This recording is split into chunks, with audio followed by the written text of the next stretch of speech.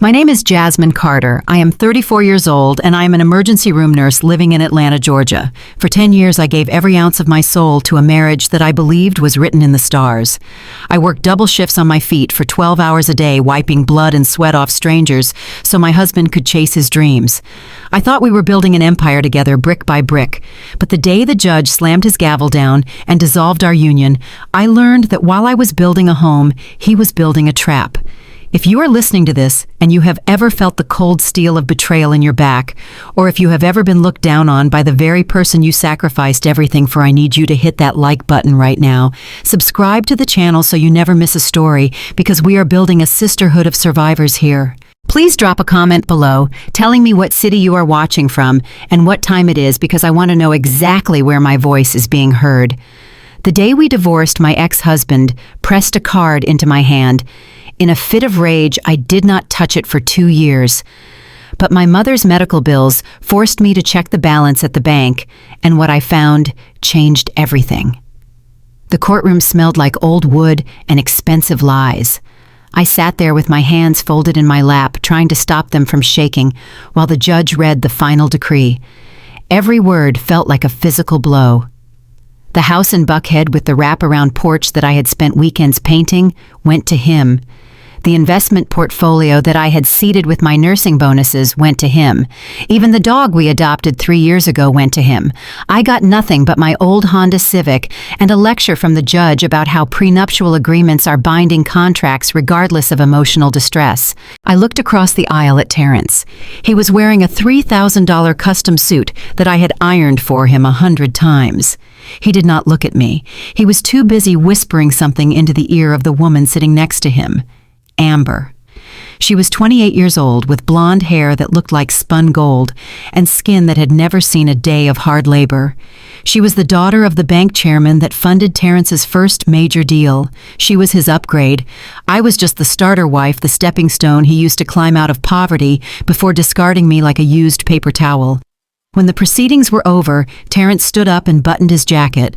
He looked like a king who had just conquered a village. I tried to walk past him with my head held high, trying to salvage whatever dignity I had left, but he stepped in my path. He blocked the exit, forcing me to look at him. Up close, he smelled like sandalwood and arrogance. He reached into his pocket and pulled out a thin black card. It had no name on it, just a sleek magnetic strip and a chip. He flicked his wrist and tossed it at me. It hit my chest and fell to the floor. The sound of it hitting the marble tiles echoed in the silent courtroom. "Pick it up, Jasmine," he said. His voice was smooth and low, the same voice that used to whisper promises to me in the dark. I stared at the card on the floor. I did not want to bend down. I did not want to bow to him one last time. But Amber giggled. It was a cruel, high-pitched sound. She covered her mouth with a manicured hand and looked at me with mock pity. "Go on, honey, pick it up," she said. "You are going to need it." My blood boiled, but I bent down and snatched the card off the floor just to make them stop looking at me. I clutched it so hard the plastic dug into my palm. "Consider it a severance package," Terrence said with a smirk. "I know how much you worry about your mother's heart condition. Use that for her pills. I would hate for my former mother-in-law to drop dead because her daughter is too incompetent to afford health care. The PIN number is our wedding date, the biggest mistake of my life." He laughed then. A short, sharp bark of a laugh. Then he took Amber's hand and walked out of the courtroom without looking back. I stood there alone, clutching that black piece of plastic. I wanted to scream. I wanted to chase after him and throw it in his face. I wanted to tell him that I was the one who paid for his MBA. I was the one who ate ramen noodles for dinner so he could buy client dinners. I was the one who held him when he cried after his first startup failed. But I did nothing. I just stood there feeling small and foolish. When I got to the parking lot, I opened my car door and looked at the card one last time. It felt dirty in my hand. It felt like hush money, like he was paying me to disappear. I threw it into an old shoebox in my trunk where I kept emergency jumper cables and forgot about it. I swore on my life I would never use a dime of his money. I would rather starve than let him think he still owned me. 2 years passed. 2 years of absolute hell. While Terrence was gracing the covers of Forbes and Fortune magazines, hailed as the new visionary of the tech world, I was drowning. I picked up every extra shift I could at the hospital. I worked 16 hours a day, 6 days a week. My feet were permanently swollen. My back ached constantly. I moved into a small 2-bedroom apartment with my mother Louise because I could not afford rent on my own. The inflation was eating me alive. Gas prices were up, grocery prices were up, but my salary stayed the same. Every time I turned on the television, there he was. Terrence giving a keynote speech in Silicon Valley. Terrence cutting the ribbon on a new headquarters in downtown Atlanta. Terrence and Amber vacationing in the Maldives. They looked perfect, shiny, happy, and here I was scrubbing vomit off the floor of the emergency room, waiting for my lunch break so I could eat a cold sandwich. I told myself I was fine. I told myself I had my integrity, but integrity does not pay the electric bill. Then the nightmare started. It was a Tuesday. I remember it because Tuesday is my mom's bingo night. She was getting ready, putting on her favorite red lipstick, when she suddenly grabbed her chest. The sound she made will haunt me forever. It was a gasping, wet sound, like she was drowning in the air. She collapsed onto the kitchen floor, knocking over a chair. "Mama," I screamed. I dropped the dishes I was washing and ran to her. Her face was gray. Her lips were blue. I started CPR, immediately counting the compressions out loud, just like I did at work. But this was different. This was my mama. This was the woman who raised me single-handedly, who taught me how to pray, who held me when Terrence left. The ambulance ride was a blur. At the hospital, my colleagues took over. I stood outside the trauma room watching them work on her, feeling helpless for the first time in my career. After 3 hours, the doctor came out. It was Dr. Evans, a man I had worked with for 5 years. He looked grim. "Jasmine," he said, putting a hand on my shoulder. "It is bad. She has a severe blockage in 3 main arteries. She needs a triple bypass surgery immediately. If we do not operate within 24 hours, her heart will give out." I nodded, tears streaming down my face. "Do it," I said. "Save her, please. Do whatever it takes." "We ran her insurance," Dr. Evans said, and his voice dropped to a whisper. "It was denied, Jasmine." "What do you mean, denied?" I asked, my voice rising. "She has coverage. We have been paying the premiums every month. It is the policy Terrence set up for her years ago. He said he would keep paying it as part of the divorce settlement." Dr. Evans sighed and handed me a clipboard. "Look at the fine print," he said.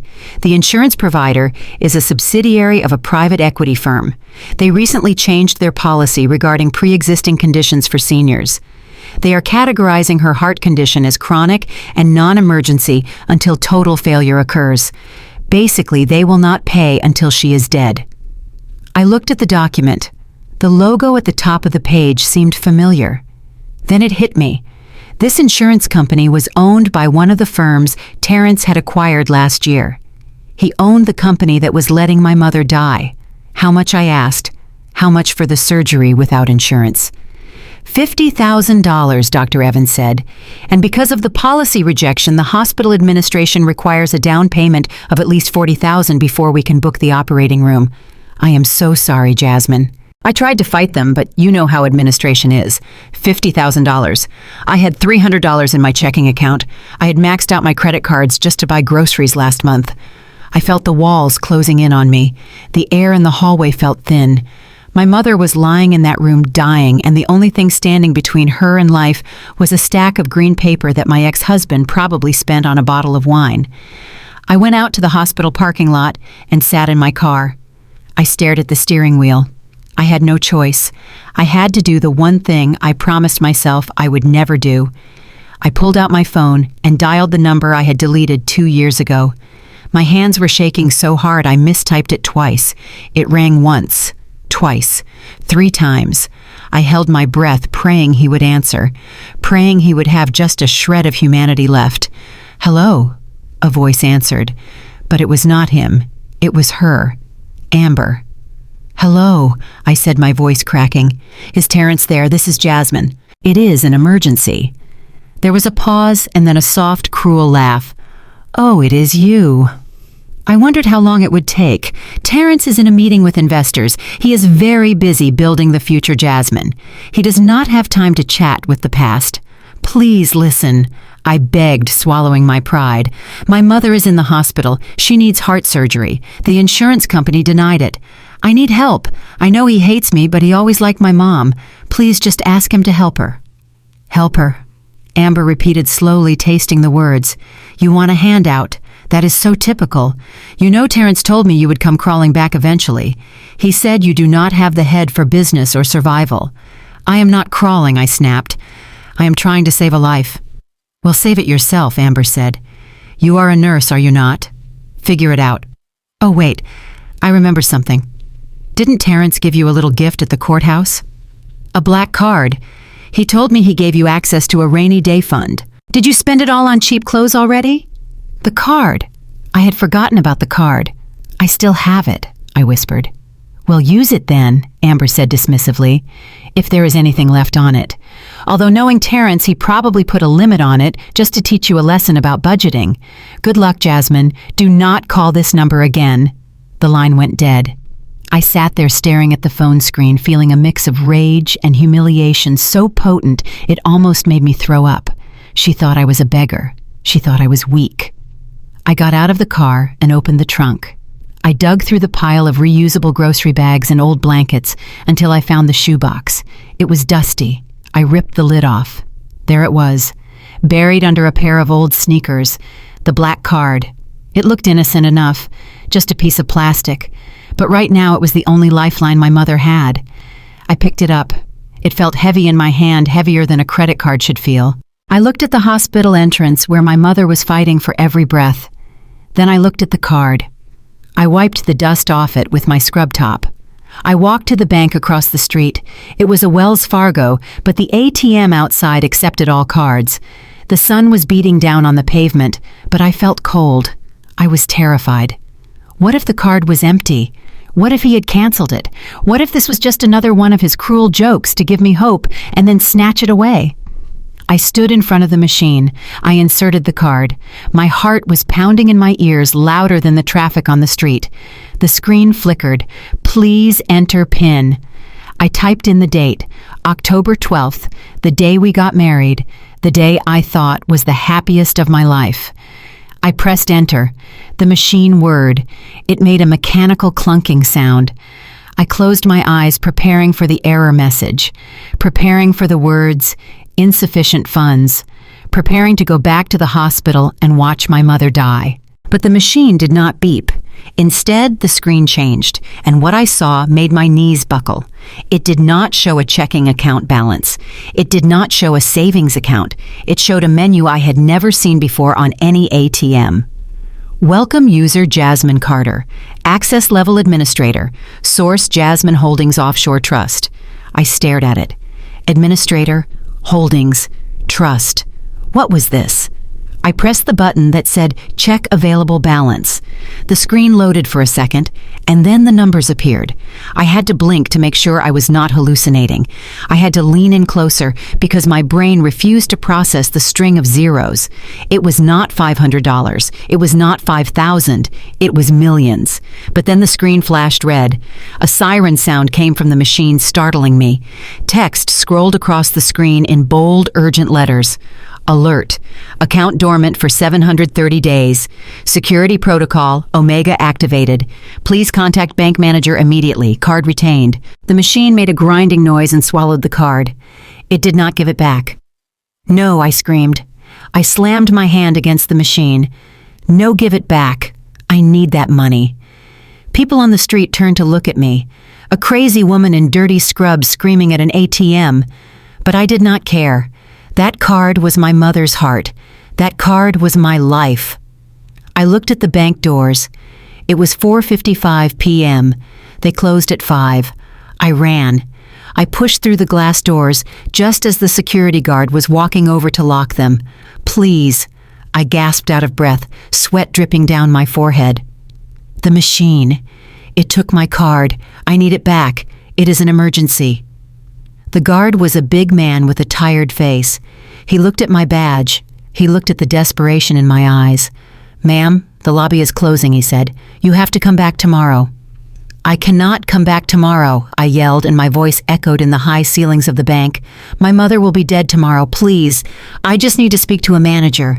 The machine said to contact the manager. It said code Omega. I did not know what code Omega meant. I just repeated what I saw. But the effect was instant. The teller behind the counter, who had been counting cash, stopped. Her head snapped up. The manager, who was walking out of his office with his briefcase, froze. He was a tall white man with silver hair and a sharp suit. He looked at me, then he looked at the guard. "Did you say Omega?" he asked, his voice tight. "Yes," I panted. The screen turned red. It said, "Security Protocol Omega." The manager dropped his briefcase. He walked over to the door and flipped the lock sign to closed. Then he turned to the guard. "Escort Mrs. Carter to the private vault viewing room immediately," he ordered. "No one enters or leaves this building until I say so." I stood there stunned. Mrs. Carter. He knew my name. He had never met me before, but he knew my name. I followed him into the back, past the regular counters, past the loan officers, into a corridor lined with heavy steel doors. My heart was hammering against my ribs. What was going on? What had Terrence done? Why did a simple credit card trigger a bank lockdown? The manager opened a heavy oak door and gestured for me to sit in a leather chair. He sat opposite me and folded his hands on the desk. He looked pale. "Mrs. Carter," he said, "we have been waiting for you to activate that card for 2 years. We thought you were dead." "I am not dead," I said, finding my voice, "but my mother will be if I do not get $50,000 right now." He laughed nervously, a dry, humorless sound. "50,000, he asked. "Mrs. Carter, with the clearance level of that card, you could buy this entire bank branch and turn it into a parking lot within the hour. Do you not know what you are holding?" I shook my head. "Terrence gave it to me. He said it was for pills." The manager opened a drawer and pulled out a file. He slid it across the desk to me. "That card is not a credit card," he said. "It is the master key to a blind trust. It holds the majority voting shares for Terrence's company. He put the assets in your name 5 years ago to shield them from a federal tax audit. As far as the international banking system is concerned, Terrence works for you. You own 15% of everything." I opened the file. My eyes scanned the documents, my name, my social security number, and a balance sheet that made my head spin. $45 million in stocks, $2 million in liquid cash dividends. And then I realized the truth. The horrific, beautiful truth. Terrence did not give me this card because he was kind. He gave it to me because he thought it was useless without the digital codes he kept on his phone. He gave it to me to frame me. If the IRS ever came looking, he could say, "Look, my wife has the card. She is the mastermind." He made me his scapegoat. But he forgot one thing. He forgot that when you put a nurse in a life or death situation, she does not panic. She triages. I looked up at the manager. "I want to make a withdrawal," I said. "How much?" he asked. $100,000 in cash, now. "And then I want you to freeze all outgoing transfers from the corporate accounts connected to this trust." The manager smiled. It was the first time he looked relaxed. "With pleasure, Mrs. Carter." As he went to the vault, my phone buzzed in my pocket. I pulled it out. It was a text message from Terrence. "Bank alert, unauthorized access attempted on account J Holdings. Jasmine is that you call me right now." I looked at the message. I could imagine the panic on his face. I could imagine him stepping out of his board meeting, his face pale, his hands shaking. He thought I was the weak, sickly wife he could discard. He thought I was stupid. I typed a reply. "It is not unauthorized, Terrence. It is under my name. Thanks for the severance package." I hit send. Then I turned off my phone. The game was on, and for the first time in 10 years, I was not the victim. I was the hunter. The late afternoon sun in Atlanta was unforgiving. It beat down on the pavement, radiating waves of heat that made the air shimmer. But I felt cold down to my bones. I stood in front of the Wells Fargo ATM, my heart hammering against my ribs like a trapped bird. The street noise behind me, the honking cars, the distant sirens, the chatter of pedestrians, all of it faded into a dull roar. The only thing that existed in my world right now was the small rectangular slot blinking with a green light and the piece of black plastic in my hand. I looked at the card. It was heavy, much heavier than my own debit card, which felt flimsy and cheap by comparison. This card was sleek matte black with no raised numbers on the front, just a silver chip and a magnetic strip. It looked expensive. It looked like the kind of card Terrence used to flash at dinner parties when he wanted to impress potential investors. I rubbed my thumb over the surface trying to wipe away the dust from the shoebox, but the grime seemed ingrained like a metaphor for my entire marriage. "Please, God," I whispered to the empty air. "I do not need a miracle. I just need $500, maybe $1,000, just enough to pay the deposit, just enough to buy my mother one more day." My hand was shaking so badly, I missed the slot on the first try. I took a deep breath, forcing myself to steady my nerves. I was a nurse. I inserted IV lines into dehydrated veins while patients were seizing. I could do this. I shoved the card into the machine. The machine made a mechanical whirring sound as it swallowed the card. It felt final, like I had just fed my last hope into a shredder. "Please wait while we process your transaction," the screen read. The little hourglass icon spun around and around. I stared at my reflection in the dark glass of the screen. I looked wrecked. My scrubs were wrinkled from a 16-hour shift. My hair was a mess pulled back in a fraying elastic band. There were dark circles under my eyes that no amount of concealer could hide. I looked exactly like what Amber had called me. A loser, a woman who could not hold on to her husband, and now could not even save her mother. The screen flashed to the PIN entry page. "Enter personal identification number." I froze. My mind went blank for a split second. What had he said in the courtroom? It felt like a lifetime ago. The memories of that day were hazy, clouded by the pain of rejection. Think Jasmine, think. The wedding date, October 12th, 10:12. My fingers hovered over the metal keypad. I remembered that day. The scent of magnolias, the way Terrence looked at me when I walked down the aisle, tears in his eyes promising to love and cherish me until death did us part. What a joke. The only thing he cherished was his portfolio. I typed in the numbers. 1012. I pressed the green enter button. The machine went silent. The whirring stopped. The hourglass stopped spinning. For a long, agonizing moment, nothing happened. The silence stretched out, pulling tight like a rubber band about to snap. I held my breath, squeezing my eyes shut. I was waiting for the rejection. I was waiting for the words, incorrect PIN or insufficient funds. I was preparing myself for the humiliation of knowing that he had changed the code, that he had given me a dead card just to laugh at me one last time. But when I opened my eyes, the screen was not showing a rejection. It had turned completely red. Not the soft, warning orange of a receipt error, but a bright, aggressive crimson that made me take a step back. Access restricted.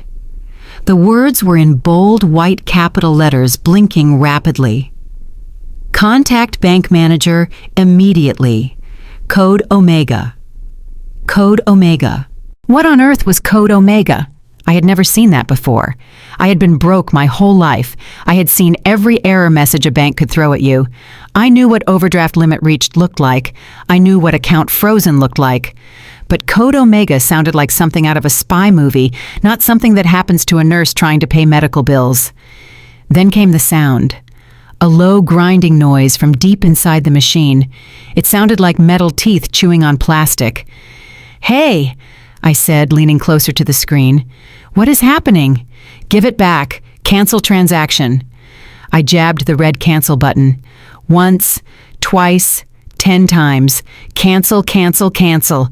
I begged, hitting the button harder with each word. "Just give me the card back. I do not want the money. Just give me the card." The machine ignored me. The grinding noise stopped with a loud clunk. The screen went black for a second, then returned to the cheerful blue welcome screen. "Welcome to Wells Fargo. Please insert your card to begin." It was gone. The machine had eaten it. "No!" I screamed. The sound tore out of my throat before I could stop it. "No, no, no, you cannot do this!" I slammed my open palms against the metal casing of the ATM. The physical pain in my hands felt good. It was grounding. It was real. But the card was gone. My mother's life support, my only leverage, my dignity.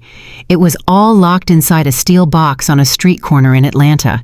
Panic set in, cold, sharp, and overwhelming. It washed over me like ice water. This was a trap. Terrence knew. He must have reported the card stolen years ago. He knew I would eventually get desperate enough to use it, and he had set this up to humiliate me. He was probably getting a notification right now, laughing at me with Amber telling her how pathetic I was trying to use a dead card. I looked around wild-eyed. A woman walking her dog on the sidewalk stared at me, clutching her purse tighter as she hurried past. A man in a business suit pretended to check his phone, avoiding eye contact with the crazy lady, screaming at the ATM. I did not care. Let them stare. They did not have a mother dying in a hospital bed 3 blocks away. I looked at the bank building behind the ATM. It was a large, imposing structure with tall glass windows and heavy brass doors. The sign on the door said, "Losing time, 5 p.m." I glanced at my watch. 4:55. 5 minutes. I had 5 minutes before they locked the doors and trapped my hope inside that machine for the night.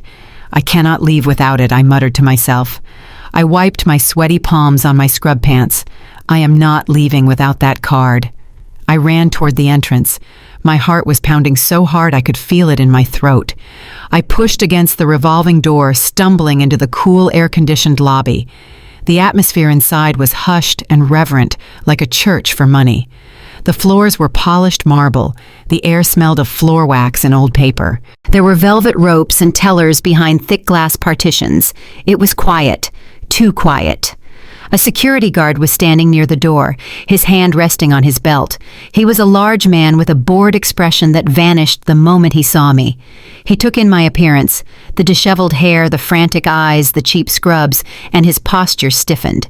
He stepped in front of me, blocking my path. "Ma'am," he said, his voice deep and authoritative, "we are closing in 4 minutes. Unless you have a deposit to make, I am going to have to ask you to use the ATM outside." "No," I gasped, trying to catch my breath. "The ATM, the machine outside, it took my card. It ate my card." The guard sighed. It was the sigh of a man who had heard this story 1,000 times. "If the machine retained your card, ma'am, it means there was an issue with the account or the card is reported lost. You will have to call the number on the back of your statement. We cannot open the machine." "You do not understand," I said, my voice rising, hysterical. I stepped closer to him, desperate to make him hear me. "I do not have a statement. I do not have time to call a number. It was a mistake." The screen turned red. It said, "Code Omega." I saw the teller at the nearest window look up. She was counting a stack of $20 bills, but her hands froze in midair. The guard frowned. He looked at me like I was speaking a foreign language. "Code Omega," he repeated slowly. "Ma'am, I think you are confused. ATMs do not have codes like that. Now please step back or I will have to escort you out." He reached out to take my arm. His grip was firm. He was treating me like a vagrant, like a nuisance. "Do not touch me," I snapped, pulling my arm away. "I am not crazy. I am a nurse. My mother is dying. I need that card back right now. It is a black card. It has no name on it, just a chip." At the mention of the black card with no name, the teller, who had been listening, dropped the stack of money. It scattered across her desk, but she did not look down. She looked at me, her eyes wide with sudden recognition, or maybe fear. She picked up the phone at her station and dialed a 3-digit number. Her voice was a harsh whisper that carried across the silent lobby. "Mr. Henderson," she said into the phone, never taking her eyes off me. "You need to come out here. Now. We have a code Omega at the ATM." "Yes, she is here. She is in the lobby." The guard looked at the teller, confused. "What is going on, Linda?" he asked. But before Linda could answer, the door to the manager's office at the back of the lobby burst open. A man came running out. He was not walking. He was running. He was a white man in his 50s, wearing a suit that cost more than my car. He looked pale. He looked terrified. He scanned the lobby frantically until his eyes landed on me. "Stop!" he shouted at the guard. "Do not let her leave. Do not let her walk out that door." I froze. My stomach dropped. Oh, God. Terrence had not just canceled the card. He had flagged it for something criminal. They were going to arrest me. They thought I was a thief. I took a step back, my back hitting the glass of the revolving door. I looked from the guard to the manager. I did not steal it. I stammered, tears stinging my eyes. My husband gave it to me. My ex-husband. I just wanted to pay a hospital bill. Please, just let me go. Keep the card. I just want to go back to my mom. The manager rushed past the security guard, almost knocking him over. He stopped 2 feet in front of me, breathing hard. He looked at my name tag pinned to my scrubs. Jasmine Carter. Mrs. Carter, he said, breathless. I nodded slowly, waiting for the handcuffs, waiting for him to read me my rights. But he did not pull out handcuffs. Instead, he did something that made the entire world stop spinning. He bowed his head. Mrs. Carter, he said, his voice trembling slightly. We have been waiting for you. Please come with me. We need to get you into the vault immediately. It is not safe for you to be standing out here in the open. Safe, I whispered. What do you mean, safe? The manager looked around the lobby, paranoid. He lowered his voice. Code Omega is not an error, Mrs. Carter. It is a silent alarm for a high-value asset recovery. That card is the key to the account, and whoever holds that key is the most important person in this bank right now. He gestured toward the heavy steel door in the back. Please, after you. I looked at the guard who was now staring at me with his mouth open. I looked at the teller who was frantically typing on her computer, and then I looked at the manager. I was scared, but I thought of my mother's face. I thought of the $50,000. I squared my shoulders. I wiped the tears from my cheeks. Okay, I said, take me to the vault. The heavy oak door clicked shut behind us, sealing out the hum of the bank lobby. The silence in the room was absolute. It was a thick, expensive silence, the kind that usually costs $1,000 an hour to experience. I stood there in my dirty scrubs, clutching my purse, my hands still trembling. The air conditioner hummed softly, a low vibration that seemed to crawl under my skin. Please sit down. Mrs. Carter, the manager said, gesturing to a leather chair that looked like it cost more than my entire apartment. His name was Mr. Henderson. I saw it on the brass plaque on his desk. He walked around to the other side and sat down, but he did not look relaxed. He looked like a man defusing a bomb. I sat on the edge of the chair ready to bolt. I expected the police to burst in at any second. I expected him to pull out a printout of the stolen card report and tell me I was going to jail for fraud. I started rehearsing my defense in my head. I didn't steal it. He gave it to me. I just wanted to save my mom. Mr. Henderson opened a drawer and pulled out a pair of white cotton gloves. He put them on slowly, deliberately. Then he reached into his breast pocket and pulled out my card. He placed it in the center of the mahogany desk like it was a holy relic. I need you to be honest with me, Mrs. Carter, he said, his voice low and serious. Do you know what this is? I swallowed hard. My throat felt like sandpaper. It is a credit card, I whispered. My husband gave it to me when we divorced. He said it was for emergencies. Mr. Henderson looked at me over the rim of his glasses. He looked at my frayed scrub top. He looked at my chipped nail polish. Then he looked back at the card. No, Mrs. Carter, he said softly. This is not a credit card, and it is certainly not for simple emergencies. This is a Tier 1 administrative key. Specifically, it is the physical master key for a blind offshore trust. I stared at him. The words meant nothing to me. Tier 1, offshore trust. It sounded like gibberish. I do not understand, I said, tears pricking my eyes again. I am just a nurse. I do not know anything about finance. Please just tell me, is there money on it or not? I need $50,000. If there is no money, just let me go so I can figure something else out. My mother is dying. Mr. Henderson let out a long breath. He tapped a few keys on his computer keyboard. He turned the monitor around so I could see it.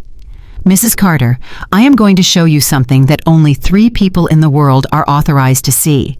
You, your ex-husband, and the federal regulators who monitor international banking compliance. I leaned forward. The screen was black with green text, like something from an old computer system. At the top, in bold letters, it said, Jasmine Holdings, Ltd. Jasmine Holdings, I read aloud. My voice shook. "Why is my name on a company?" "Because you own it, Mrs. Carter," Mr. Henderson said. "Or rather, this legal entity owns it. And you are the sole beneficiary and the primary trustee of this entity." He pressed another key. A list of numbers scrolled down the screen. "Let me explain what your husband did." Mr. Henderson continued, "When wealthy individuals want to protect their assets from taxes or from scrutiny, they often move their money offshore, to places like the Cayman Islands or Switzerland. But to do that legally, they need to put the assets in a trust, and that trust needs a name, and it needs a clean owner, someone with no criminal record, someone with no financial history that would raise red flags, someone invisible." He looked at me pointedly.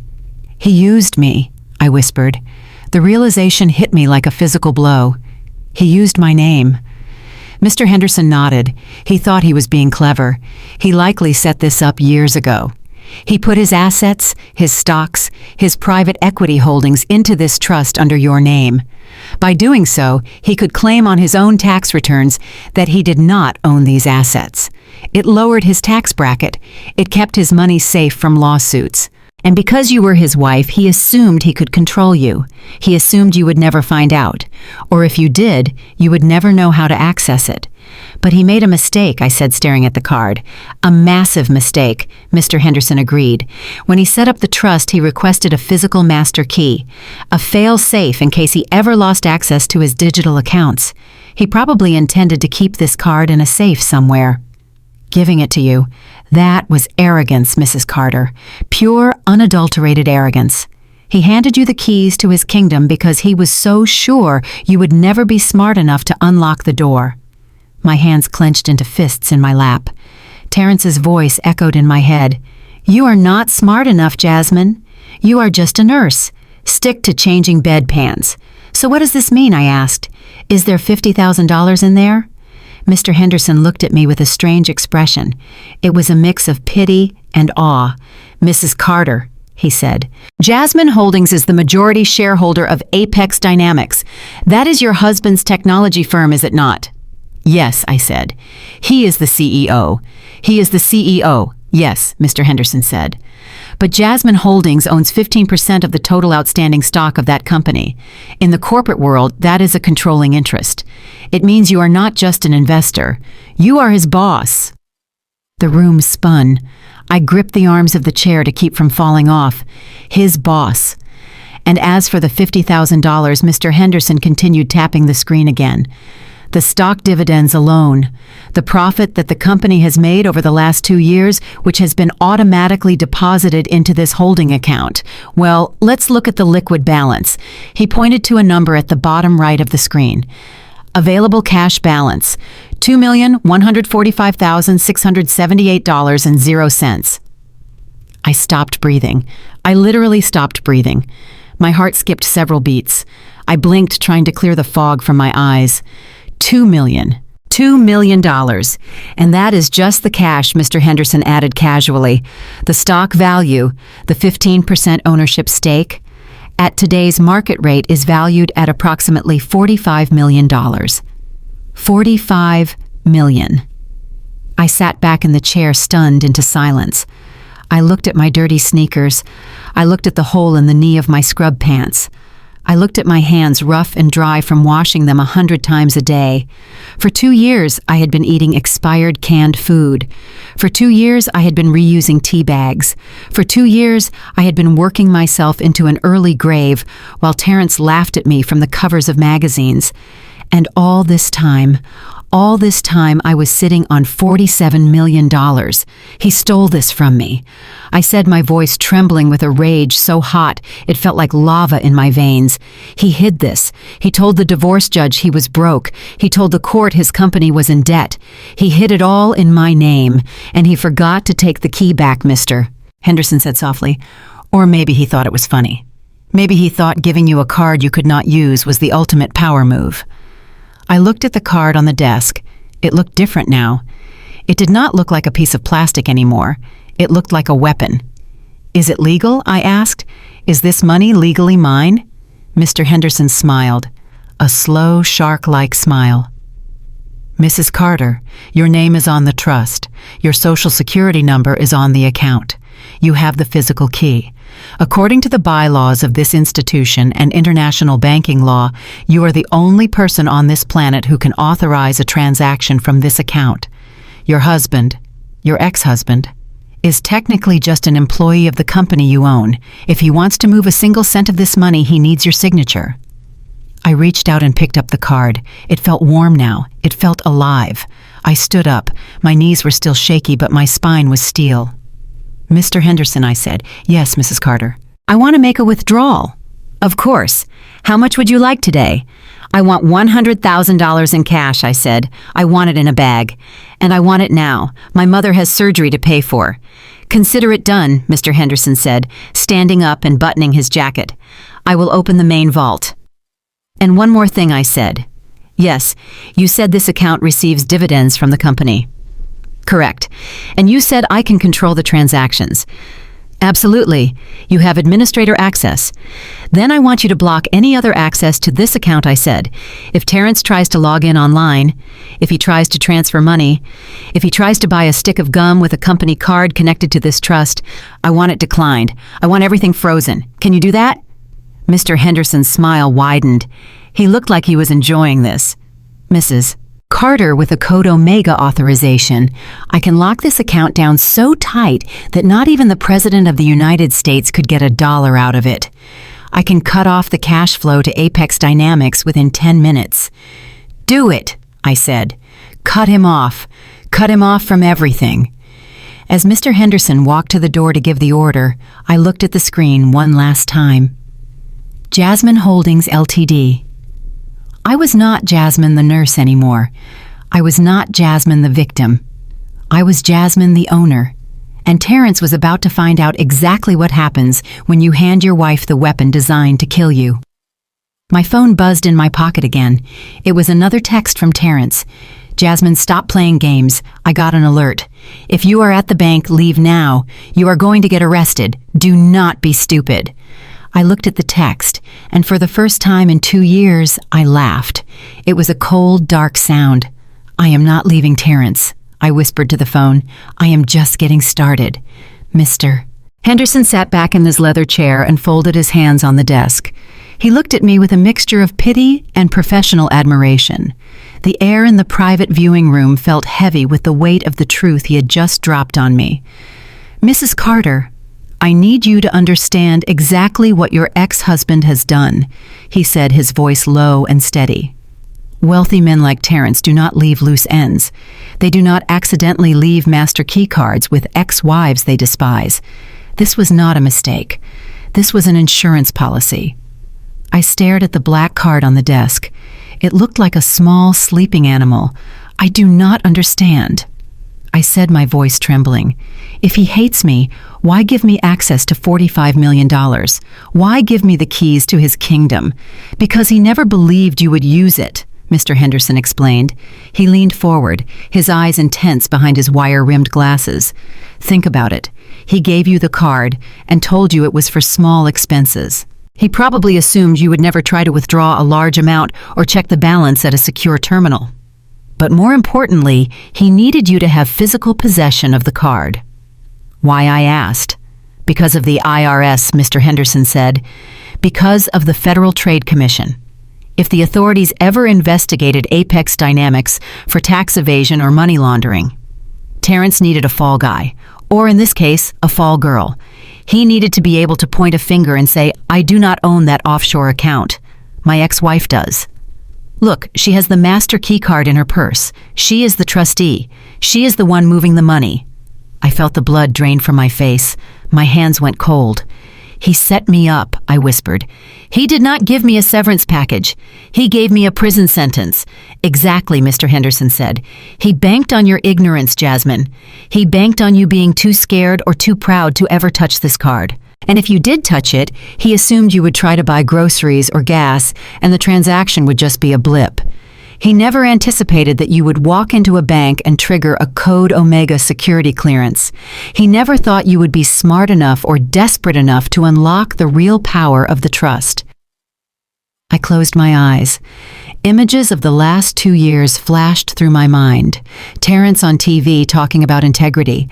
Terrence in court looking at me with disgust. All that time he was sleeping soundly at night, knowing that if his house of cards ever collapsed, he could just push me under the bus to save himself. He saw me as disposable. He saw me as nothing more than a shield to protect his precious reputation. A fire ignited in my chest. It started small, but it grew rapidly, consuming the fear and the sadness until all that was left was a cold, hard rage. I opened my eyes. I looked at Mr. Henderson. He thinks I am stupid, I said, my voice steady now. He thinks I am just a nurse who wipes bottoms and follows orders. He thinks I do not know how to fight. Mr. Henderson smiled. It was a small, tight smile. Well, Mrs. Carter, it seems he miscalculated, because right now you are the one holding the gun, and he is the one standing in front of the target. I reached out and picked up the card. It felt different now. It did not feel like a burden. It felt like justice. I want my money, I said. Mr. Henderson nodded. He picked up his phone and dialed a number. Bring the package, he said, into the receiver. 2 minutes later, 2 armed guards walked into the room. They were carrying a thick canvas bag. They placed it on the desk and unzipped it. Inside were stacks of $100 bills, fresh crisp, banded in purple paper.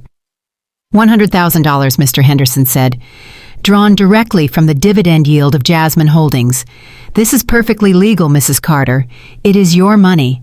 You have paid taxes on it through the corporate structure. You can walk out of here with your head held high. I stood up.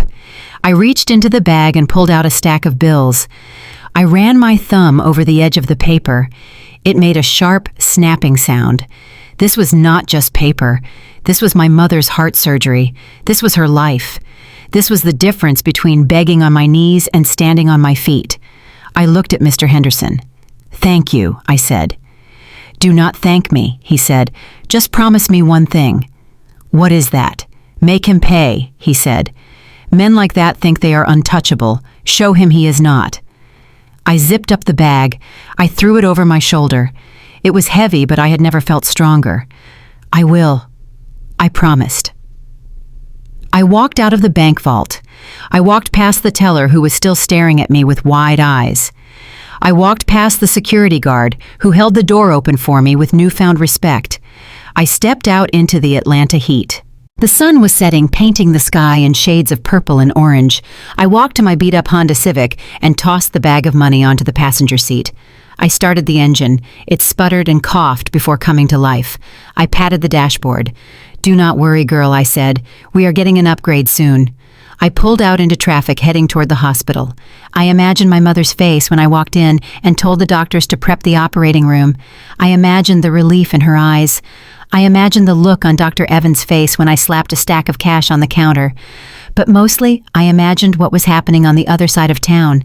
Downtown Atlanta, the 45th floor of the Apex Tower.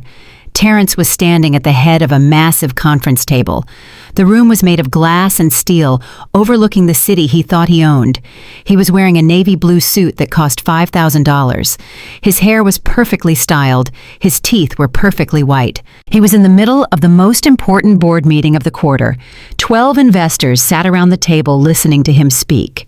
He was pitching a merger with his father-in-law's bank, a merger that would make him a billionaire.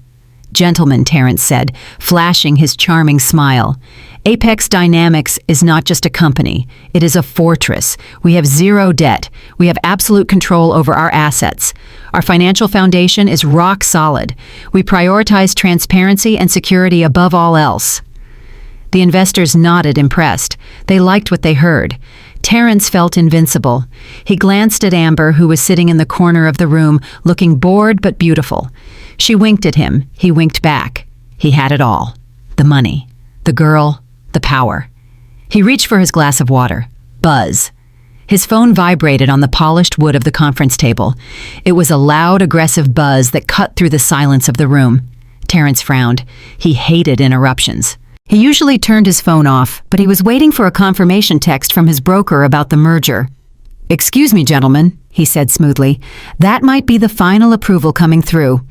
He picked up the phone. He unlocked the screen. He expected to see a congratulations message. He expected to see a confirmation number. Instead, he saw a notification from the bank. The text was read. Alert withdrawal processed. Amount $100,000. Location Wells Fargo branch, 402. Issued by Jasmine Holdings, Ltd. Physical key. Terrence froze. The water glass slipped from his fingers. It hit the table with a loud crash, sending water and shards of glass flying everywhere. The investors jumped. Amber gasped. Terrence did not move. He did not breathe. He stared at the phone screen as if it were a venomous snake. Jasmine Holdings. Physical key. Jasmine. His heart stopped. The blood drained from his face so fast he looked like a corpse. His hands started to shake uncontrollably. Mr. Carter, one of the investors, asked, concerned. Is everything all right? Terrence could not speak. His throat had closed up. She used it. The stupid nurse used it. And she did not just buy groceries. She took out $100,000. But that was not the worst part. The worst part was the second notification that popped up on the screen right below the first one. System alert code, Omega activated, administrator lockdown initiated, all associated corporate accounts frozen. Frozen. His personal accounts, his business accounts, the payroll, the merger funds, everything. Jasmine had not just taken some money. She had just put a bullet in the head of his empire. Terrence looked up. He looked at the investors who were staring at him with confusion. He looked at the glass walls of his office. Suddenly, they did not look like a fortress. They looked like a cage. We have a problem. He rasped, his voice barely a squeak. What kind of problem? The lead investor asked, narrowing his eyes. My wife, Terrence, whispered. Ex-wife Amber corrected from the corner. My boss, Terrence, said, and then he fainted. I drove away from the bank with the canvas bag sitting on the passenger seat next to me. It was heavy. It was a physical weight that pressed down on the worn upholstery of my Honda Civic, but it was also a spiritual weight. It was the weight of freedom. For the first time in 2 years, I did not feel like a leaf blowing in the wind. I felt like a rock. I felt solid. The Atlanta skyline passed by in a blur of glass and steel, but my eyes were fixed on the road ahead. I was going to the hospital. I was going to save my mother, but I knew the peace would not last. I knew the storm was coming, and then it arrived. My phone, which I had thrown into the cup holder, started to buzz. It was a violent, angry vibration that rattled against the plastic. I glanced down. The screen lit up with a name I had not seen in months. Terrence. Just seeing his name made my stomach clench. It was a reflex, a trauma response carved deep into my nervous system. For a second, I was back in the kitchen, cowering while he screamed at me about a burnt pot roast. For a second, I was small again. But then I looked at the bag of money. I reached out and touched the rough canvas. I felt the shape of the banded bills underneath. I am not small anymore, Terrence, I whispered. I let it ring. 1 time, 2 times, 3 times. I needed him to sweat. I needed him to wonder if I was already at the police station. I needed him to imagine the worst. I took a deep breath. I remembered what Luke, my old friend from high school who is now a public defender, had told me once over coffee. He said, Jasmine, if you ever catch a wolf in a trap, do not get close to it. Do not taunt it. And whatever you do, do not let it know you are afraid. You play dead, you play dumb. You let it think it still has the advantage until you are ready to pull the trigger. I swiped the green button and put the phone on speaker. Hello, I said. My voice was calm, unnervingly calm. Jasmine, the voice on the other end, cracked. It was breathless. It was high-pitched. Jasmine, baby, is that you? Baby. The word made bile rise in my throat. He had not called me baby in 5 years. The last time he called me baby was when he wanted me to sign the papers to remortgage our house to fund his first company. He only used that word when he wanted something. Who is this? I asked, keeping my eyes on the road. It is Terrence, honey, your husband. I mean, your ex-husband. Look, I am so glad I caught you. I was worried sick about you.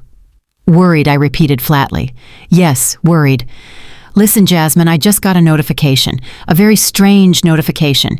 It says there was a withdrawal from an old corporate account of mine, $100,000, and it says it was authorized by, well, by you. He paused. He was waiting for me to confess. He was waiting for me to scream, "I stole your money, you bastard." He was waiting for a fight. I stayed silent. The only sound was the hum of my tires on the asphalt.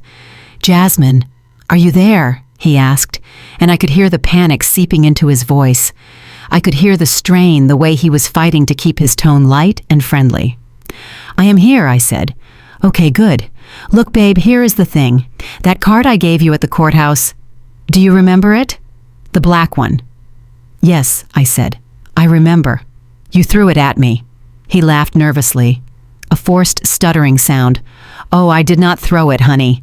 I tossed it. I was emotional that day. We both were. But listen to me carefully. That card, it has a technical glitch. It is linked to a very volatile trading account. It is not safe for you to use.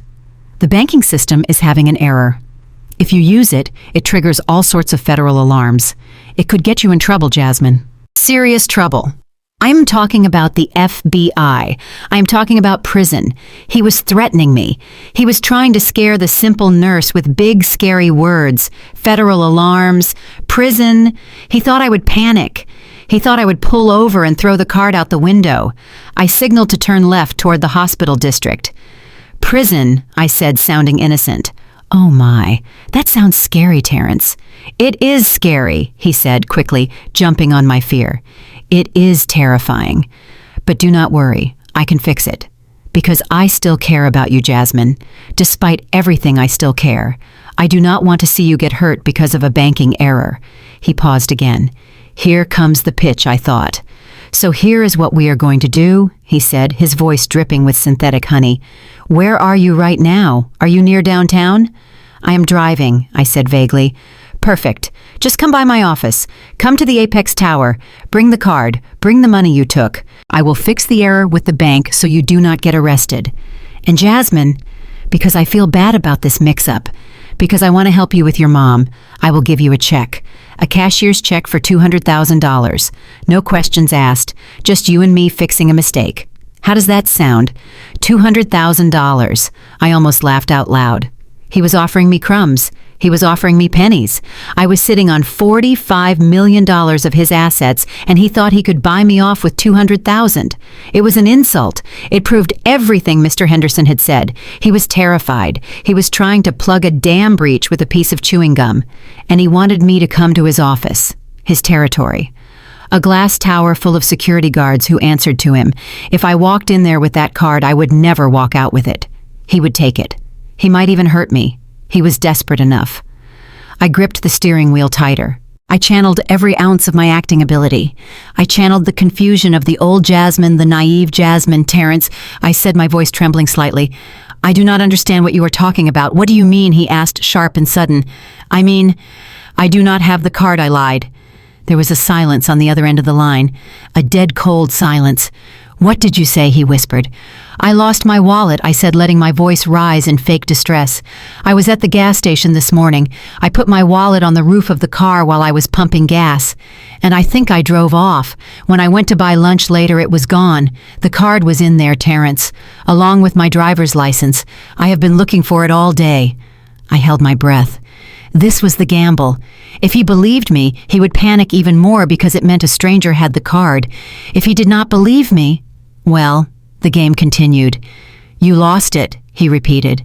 His voice was no longer sweet. The honey was gone. Now it sounded like jagged glass. "Yes," I sniffled. "Why? Did someone use it?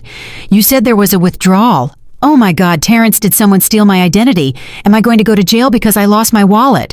I heard him slam something down on his desk, a heavy thud that made the speaker crackle. "Do not play games with me, Jasmine," he hissed. His true self was bleeding through. The monster was surfacing. I got the alert. It said, "Physical key used at Wells Fargo on 4th Street. That is 3 blocks from your apartment. Do not tell me a thief found your wallet and immediately guessed the PIN number." I hesitated. He was smart. I had to be smarter. "The PIN," I said, sounding confused. I I wrote the PIN on the back of the card in Sharpie because I could never remember dates. You know how forgetful I am, Terrence. You always said I had a brain like a sieve. I used his own insults against him. He had spent 10 years calling me stupid. Now I was using that stupidity as a shield. He made a noise that sounded like a strangled animal. "You wrote the PIN on the card," he screamed. "You stupid, you absolute idiot! Do you have any idea what you have done?" I started to cry, fake sobbing that I had perfected after years of hiding my real tears from him. "I am sorry, Terrence," I wailed. "I did not know. Please do not yell at me. I am scared. If the FBI is coming, what should I do? Should I call the police and report the card stolen?" "No," he shouted immediately. "No police. Do not call the police, Jasmine. Do not call anyone. Why not? I asked, innocent as a lamb. If it is a crime, we should call the police, right?" "Listen to me," he said, breathing hard. I could hear him pacing. I could hear the squeak of his expensive leather shoes on the floor. "If you call the police, they will freeze everything. They will arrest you for negligence. You have to let me handle this." "But I do not have the card," I insisted. "Find it," he roared. "Find the wallet. Retrace your steps. Go back to the gas station. Go back to every place you have been today. Whoever has that card, they are dangerous, Jasmine. If they have the card, they have access to. They have access to things they should not see. Things like your illegal tax evasion scheme," I thought. "Things like the money you stole from our marriage." "Okay," I said, keeping the tremor in my voice. "I will go look. I will look everywhere." "Good," he said, trying to regain control, trying to smooth the edges of his panic. "Good girl. You look. And when you find it, or if you find the person who has it, you call me. You call me immediately. Do not go to the bank. Do not talk to tellers. Do not talk to anyone. Just call me. I will come to you. I will come pick it up. I will protect you, Jasmine. Just find the goddamn card." He hung up. The line went dead. I lowered the phone from the dashboard. The silence in the car was sudden and heavy. I wiped the fake tears from my eyes. My face was dry instantly. I looked at the bag of money again. "Good girl," I repeated, mocking his tone. He bought it, or at least he bought it enough to be confused. He did not know if I was lying or if I was just the incompetent fool he always thought I was. And that confusion was my weapon. While he was chasing shadows, wondering if a random thief had his master key, I would be making my next move. I pulled into the hospital parking lot. The sun had set now, casting long shadows across the pavement. I grabbed the bag of money. I grabbed my purse where the black card was safely tucked into a zippered inside pocket. "I am not going to find the card, Terrence," I whispered to the empty car, "because I never lost it. And I am definitely not going to call you." I got out of the car and slammed the door. The sound echoed like a gunshot. I walked toward the emergency room entrance. I had work to do. My mother was waiting, and after I saved her, well, then I would figure out how to dismantle an empire. But for now, I had won the first round. The wolf was chasing its tail, and I was walking into the light. I parked my Honda in the hospital lot, my hands still gripping the steering wheel. The sun had dipped below the horizon, painting the sky in bruises of purple and black. I checked my reflection in the rearview mirror. The woman looking back at me wasn't the same Jasmine who had driven here this morning in tears. Her eyes were harder. Her jaw was set. She had a bag with $100,000 on the seat next to her and a secret weapon in her pocket. I grabbed the bag, threw my purse over my shoulder, and marched toward the entrance. The automatic doors slid open with a hiss, welcoming me into the sterile, antiseptic air of the hospital. I didn't stop at the front desk. I didn't ask for permission. I walked straight to the elevators and pressed the button for the cardiac floor. When the elevator doors opened on the 4th floor, the first thing I heard was a voice I detested almost as much as Terrence's. It was a smooth, condescending drawl that scraped against my nerves like a rusty blade. Kyle, my ex-husband's brother-in-law, the white savior of the family, or so he thought. A corporate lawyer with a smile that didn't reach his eyes and a soul made of billable hours. He was standing outside my mother's room, blocking the door, looming over one of the nurses like a vulture. I tightened my grip on the money bag and quickened my pace. As I got closer, I could hear what he was saying. "I am telling you, this is a legal matter," he was saying, his voice loud enough to be heard down the hallway. "Mrs. Carter is currently under investigation for corporate theft. We have reason to believe she is hiding assets in this room. I need to speak with her mother immediately to ascertain her whereabouts." The nurse, a young woman named Sarah, who I had trained myself, looked terrified. "Sir, you cannot go in there. Mrs. Davis is in critical condition. She needs rest." "I don't care about her condition," Kyle snapped, taking a step toward the door. "I represent Apex Dynamics and I have a fiduciary duty to recover stolen property. Now move aside or I will have your license." That was it. That was the spark that lit the fuse. "Get away from her!" I shouted, my voice echoing off the linoleum floors. Kyle spun around. His eyes widened when he saw me, then narrowed into slits of disdain. He adjusted his expensive tie and smirked. "Well, well, well," he said, stepping away from the nurse and walking toward me. "The prodigal wife returns, and carrying a very suspicious bag, I see." He looked me up and down, his gaze lingering on the canvas bag in my hand. He knew exactly what was in it. Terrence must have told him everything. "Hello, Kyle," I said, stopping 2 feet in front of him. I stood tall, refusing to shrink in his presence like I used to. "What are you doing here, harassing nurses, threatening sick old women? Is this what they taught you at Harvard Law?" Kyle chuckled, a dry, humorless sound. "I am here to save you from yourself, Jasmine. Terrence called me. He is worried about you. He thinks you are having a mental breakdown. He told me about the little withdrawal you made." He stepped closer, lowering his voice to a menacing whisper. "You know that is grand larceny, right? Stealing from a corporate account. That is a felony. Jasmine, you could go to prison for 20 years. I didn't flinch. I didn't blink. I looked him dead in the eye. "It is not stealing if my name is on the account, Kyle." He laughed again, louder this time. "Oh, honey, please. We both know that trust was just a formality, a tax shelter. It was never yours. You were just a signature on a piece of paper. You are a nurse, not a CEO. You do not own anything." He reached out, trying to grab the bag from my hand. "Hand it over, Jasmine. Give me the money and the card, and maybe, just maybe, I can convince Terrence not to press charges. We can say it was a misunderstanding. We can get you some help. Maybe a nice facility where you can rest your head." I snatched the bag away, swinging it behind my back.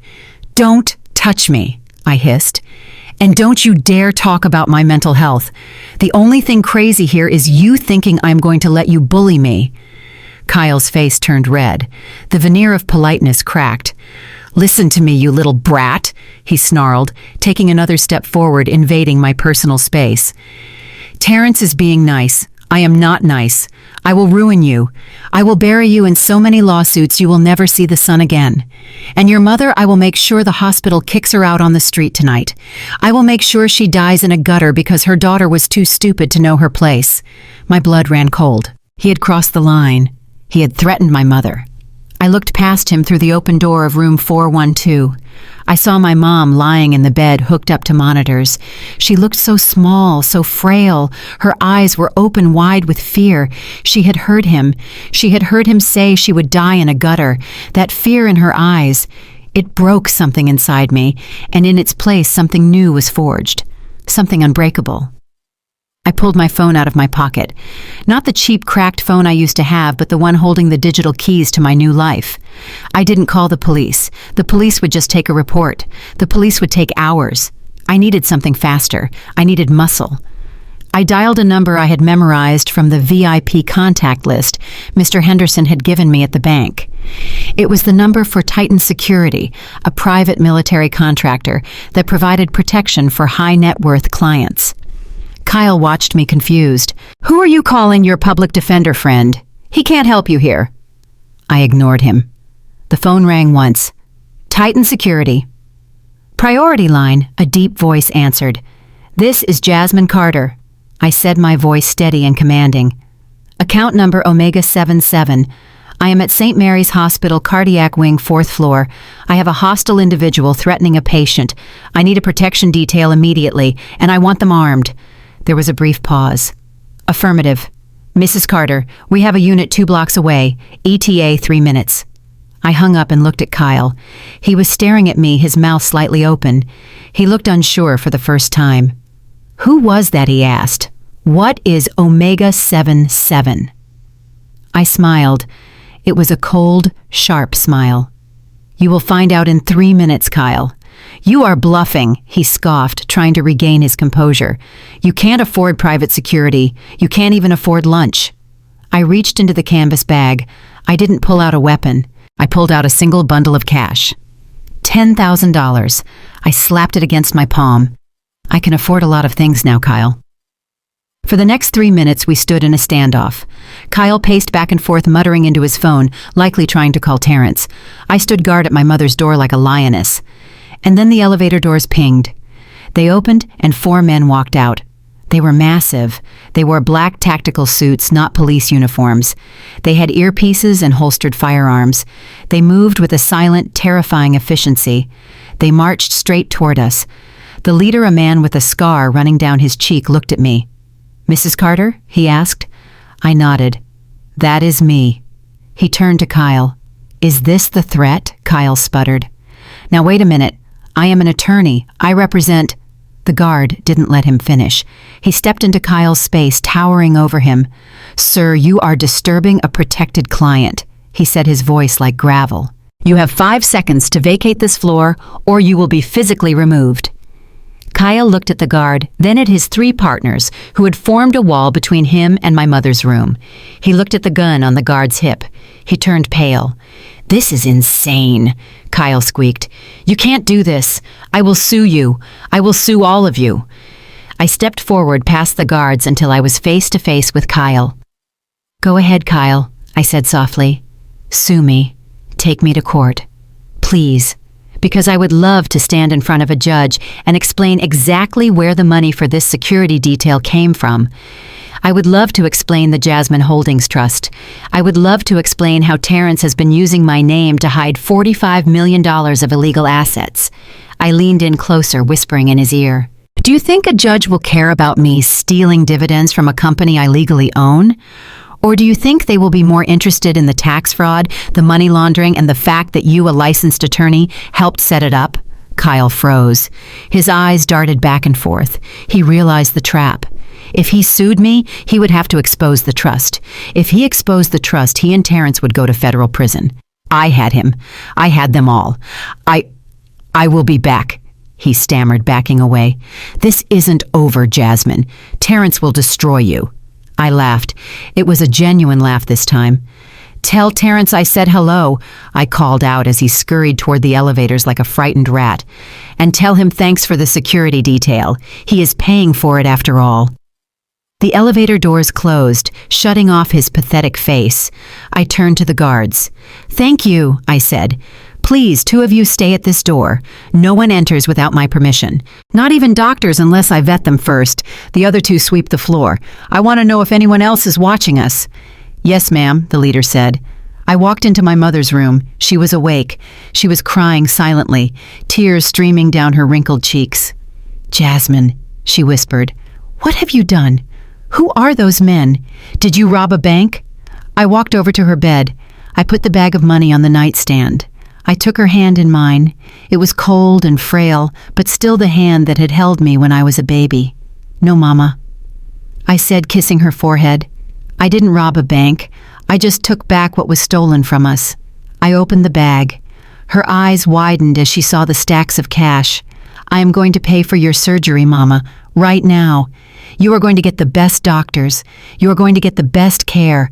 And no one, not Terrence, not Kyle, not anyone, is ever going to hurt us again." "But Jasmine," she sobbed, "they will come for you. They are powerful men." I squeezed her hand. "Let them come," I said, looking at the door where my private army stood guard. "I am not the same woman I was yesterday, Mama. Yesterday I was a victim. Today I am the boss." I pressed the call button for the nurse. When Sarah came running in, eyes wide, looking at the guards, I simply pointed to the bag. "Sarah," I said, "get Dr. Evans. Tell him I have the deposit. Tell him to prep the OR. My mother is having surgery tonight." As Sarah ran off to get the doctor, I sat down in the chair next to the bed. I didn't sleep. I didn't close my eyes. I sat there watching the door, clutching the black card in my pocket. I knew this was just the beginning. Kyle was just a pawn. Terrence was the king. And to take down a king, you didn't just need money, you needed a revolution. And I was ready to start a war. 2 hours after my mother was wheeled into surgery, I sat in the waiting room staring at the television mounted on the wall. The hospital was quiet at night. The only sounds were the hum of the vending machine and the rhythmic beeping of monitors from down the hall. I was exhausted. My scrub top was stained with sweat and tears, but my hand was still resting on the pocket where the black card sat. I felt connected to it now. It was pulsing with a strange energy, like a live wire. On the television screen, the local news was playing. The anchor, a woman with perfectly coiffed hair, was beaming into the camera. "Tonight is the night of the year for Atlanta's elite," she said. "The annual charity gala hosted by Apex Dynamics and the Sterling Banking Group is underway at the Grand Hotel. This year, the event is raising money for underprivileged youth, but it is also a celebration of the merger between these two corporate giants. Let's go live to the red carpet." The screen cut to a scene of opulence that made my stomach turn. I saw crystal chandeliers the size of small cars. I saw women in gowns that cost more than a nurse's annual salary. I saw men in tuxedos laughing and clapping each other on the back.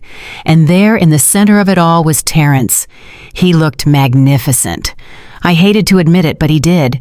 He was wearing a black velvet tuxedo jacket that shimmered under the camera lights.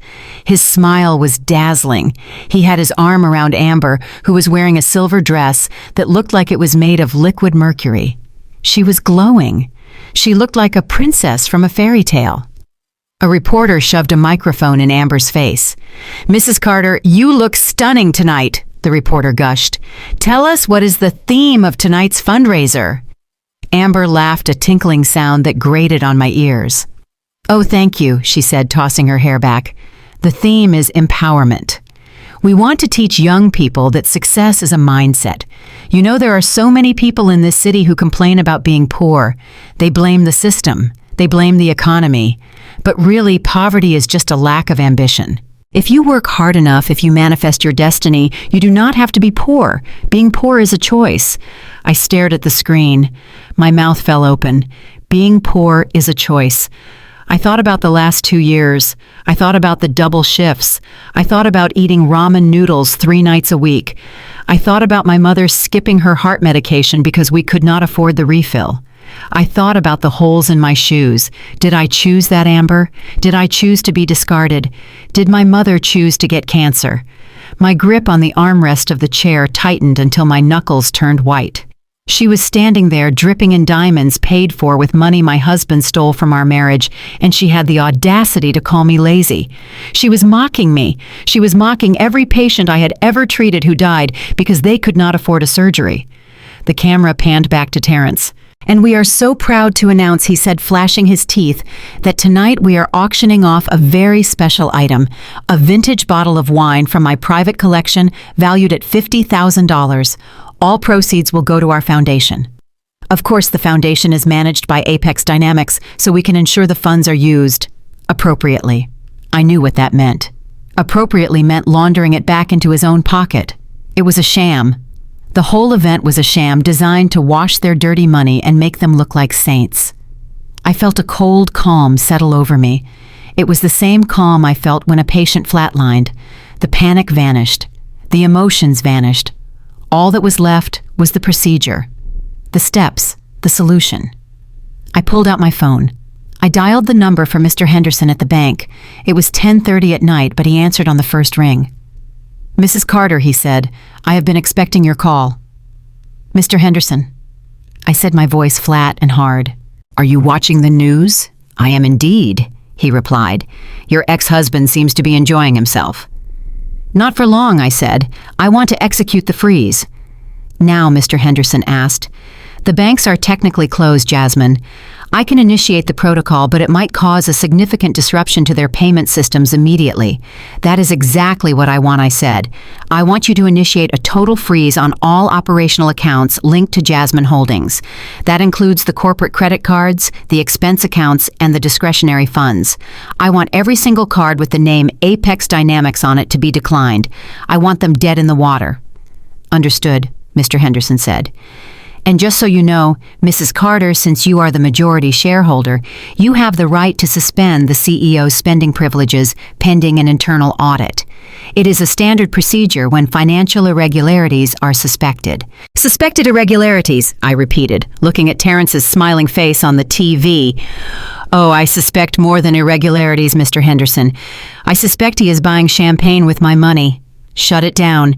Consider it done, Mrs. Carter. Code Omega, lockdown in 3, 2, 1. I hung up the phone. On the television screen, Terrence was raising a glass of champagne to the camera. Cheers, Atlanta, he said. Cheers, Terrence, I whispered. I hope you enjoy the taste, because it is the last thing you are ever going to buy. Meanwhile, across the city at the Grand Hotel, the air smelled of expensive perfume and fresh lilies. The ballroom was packed with the city's most powerful people. Politicians, judges, bankers, and celebrities. They were all there to kiss the ring of the new King Terrence Carter. Terrence felt like a god. He had just given the speech of his life. The merger was all but signed. His father-in-law, Mr. Sterling, a formidable man with a thick white mustache and eyes like flint, was patting him on the back. Good speech, son, Mr. Sterling grunted. You handle the crowd well. Just make sure the financials are as clean as your suit. Clean as a whistle, Sir Terrence lied, smooth as silk. My team runs a tight ship. He spotted the sommelier approaching their table. The man was carrying a wooden box with white gloves. Inside was the prize of the night, a bottle of Chateau Margaux, 1787. It was not the auction item. This was a personal bottle Terrence had ordered for the head table to celebrate. The price tag was $12,000. Ah, here it is, Terrence announced loudly, drawing the attention of the surrounding tables. Gentlemen, allow me to treat you to a taste of history. This wine is older than the Constitution. The waiter presented the bottle. Terrence nodded approvingly. Put it on the corporate black card, Terrence said, waving his hand dismissively. And bring another round for the mayor's table. He reached into his jacket pocket and pulled out his Platinum American Express. It was a heavy metal card, the kind that made a satisfying clink when you dropped it on a tray. He handed it to the waiter with a flourish. The waiter bowed and inserted the card into the portable chip reader he was carrying. Terrence turned back to Mr. Sterling, smiling. As I was saying regarding the merger timeline, we are looking at a full integration by Q3. I think you will find that my assets are... Beep. The sound was sharp and loud, cutting through the ambient jazz music. It was a nasty, discordant beep, the sound of rejection. Terrence paused mid-sentence. He looked at the waiter. The waiter looked at the machine. He frowned. He pulled the card out and wiped it on his apron. I'm sorry, sir, the waiter said softly. The chip must be dirty. Let me try again. He inserted the card again. Terrence tapped his fingers on the tablecloth, impatient. He could feel Mr. Sterling watching him. Beep! The sound was louder this time. Or maybe it just felt louder in the sudden silence of the table. The waiter looked up, his face flushing pink. I am afraid it has been declined, sir. Declined? Terrence laughed, but it was a nervous laugh. That is impossible. That card has a $500,000 limit. Run it again, or type the numbers in manually. Your machine is broken. I assure you, sir, the machine is working. The waiter said, his voice trembling slightly under Terrence's glare. It says, do not honor. That usually means the issuer has frozen the account. Frozen. The word hung in the air like a bad smell. Mr. Sterling cleared his throat. He took a sip of water, his eyes narrowing at his son-in-law. Frozen account, Terrence, he asked, his voice low and dangerous. I thought you said your financials were clean. They are clean, Terrence stammered. He could feel the sweat beading on his forehead. It must be a fraud alert. You know how these banks are. I probably spent too much on the catering and they flagged it. Hold on. He pulled out another card. His Visa. Try this one, he snapped, shoving it at the waiter. The waiter took it. He inserted it. Beep, declined. Terrence felt the room starting to spin. He pulled out a third card, his MasterCard. Beep, declined. People at the next table were starting to look. He could see them whispering behind their hands. Did his card just get declined? Isn't he the CEO? The waiter was sweating now too. Sir, do you have another form of payment? Perhaps a personal card. Terrence patted his pockets. He realized with horror that every single card he owned was linked to the corporate trust. He had merged his personal finances with the company years ago to hide his assets. If the company was frozen, he was frozen. He did not have $10 in cash on him. This is ridiculous, Terrence shouted, standing up. His chair scraped loudly against the floor.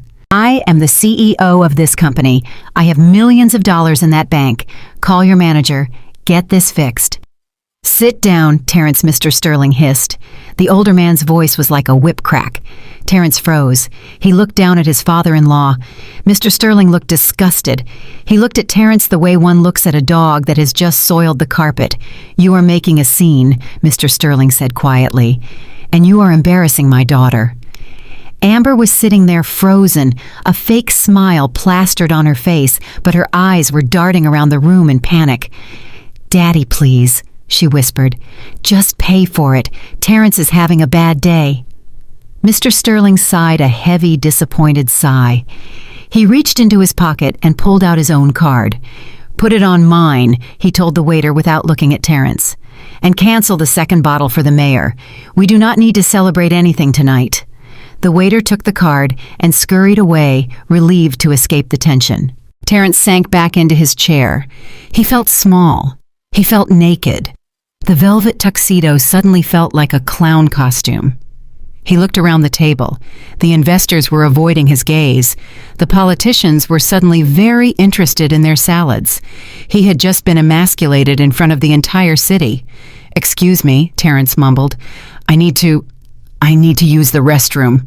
He stood up and walked quickly out of the ballroom. He kept his head down, trying to ignore the whispers that followed him like a swarm of bees. He pushed through the doors into the cool quiet of the hallway. He walked until he found a secluded balcony overlooking the city lights. He gripped the stone railing, his hands shaking. What is happening? He whispered to himself. He pulled out his phone. He had ignored it for the last hour because of the speech. Now he looked at the screen. It was lit up with notifications, dozens of them.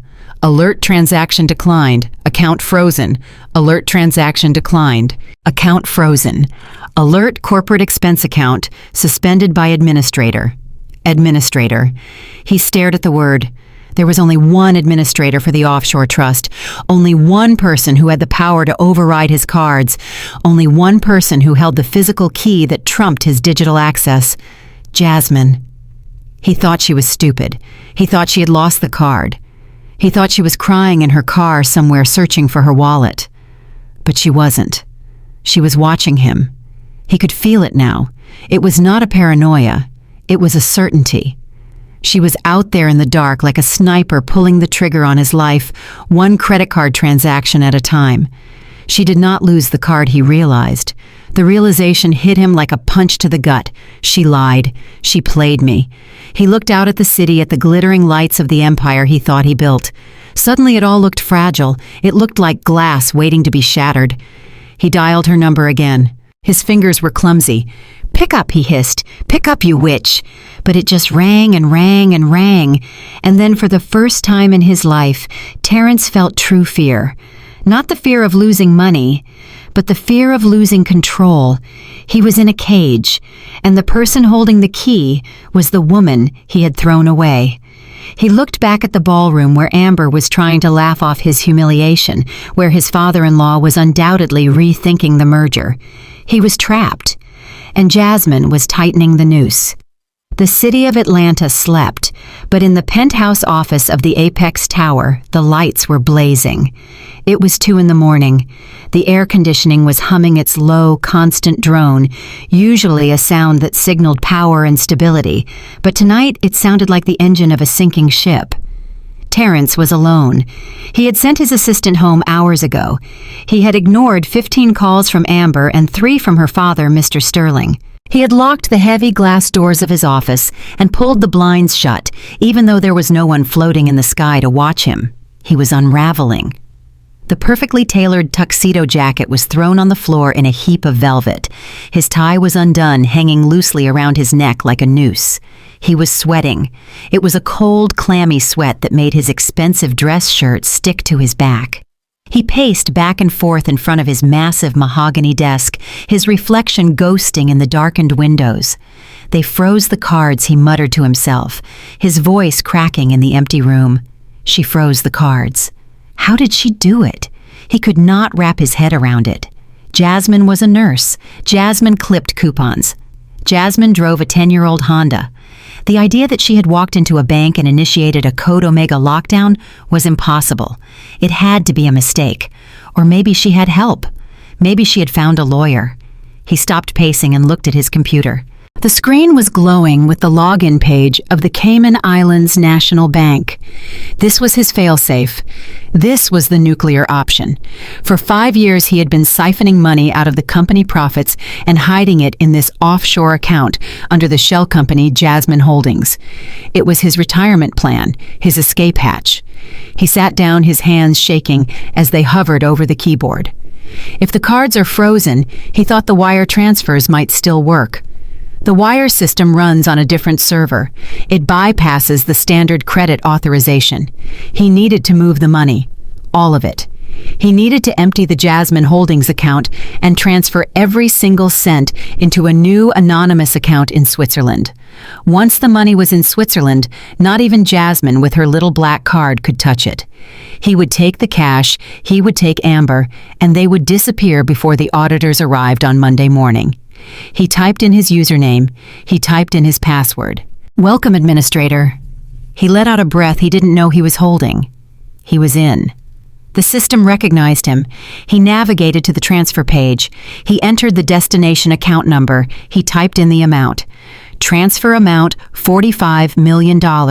Transfer all assets. Yes! He pressed enter. A pop-up window appeared on the screen. Security verification required. Please upload signed authorization form from primary trustee Jasmine Matthews Carter. Terrence stared at the screen. Of course. The bank needed a signature for a transfer this size. It was a standard protocol to prevent hacking. He laughed. A dry, manic sound. "You want a signature?" he whispered. "I will give you a signature." He opened his desk drawer. He dug through a pile of papers until he found an old tax return from 3 years ago. There at the bottom in blue ink was Jasmine's signature. It was small and neat, with a little loop on the J. He pulled out a blank sheet of paper. He pulled out a blue pen. He placed the tax return on the desk and held the blank paper over it. He turned on his desk lamp, pressing the papers against the light so he could trace the lines. He had done this a dozen times before.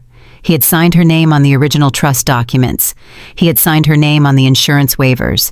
He had signed her name on the deed to the house he stole. It was easy. She was his wife. Her name belonged to him. He traced the loops carefully. His hand was shaking, but he steadied it against the wood of the desk. Jasmine M. Carter. It looked perfect.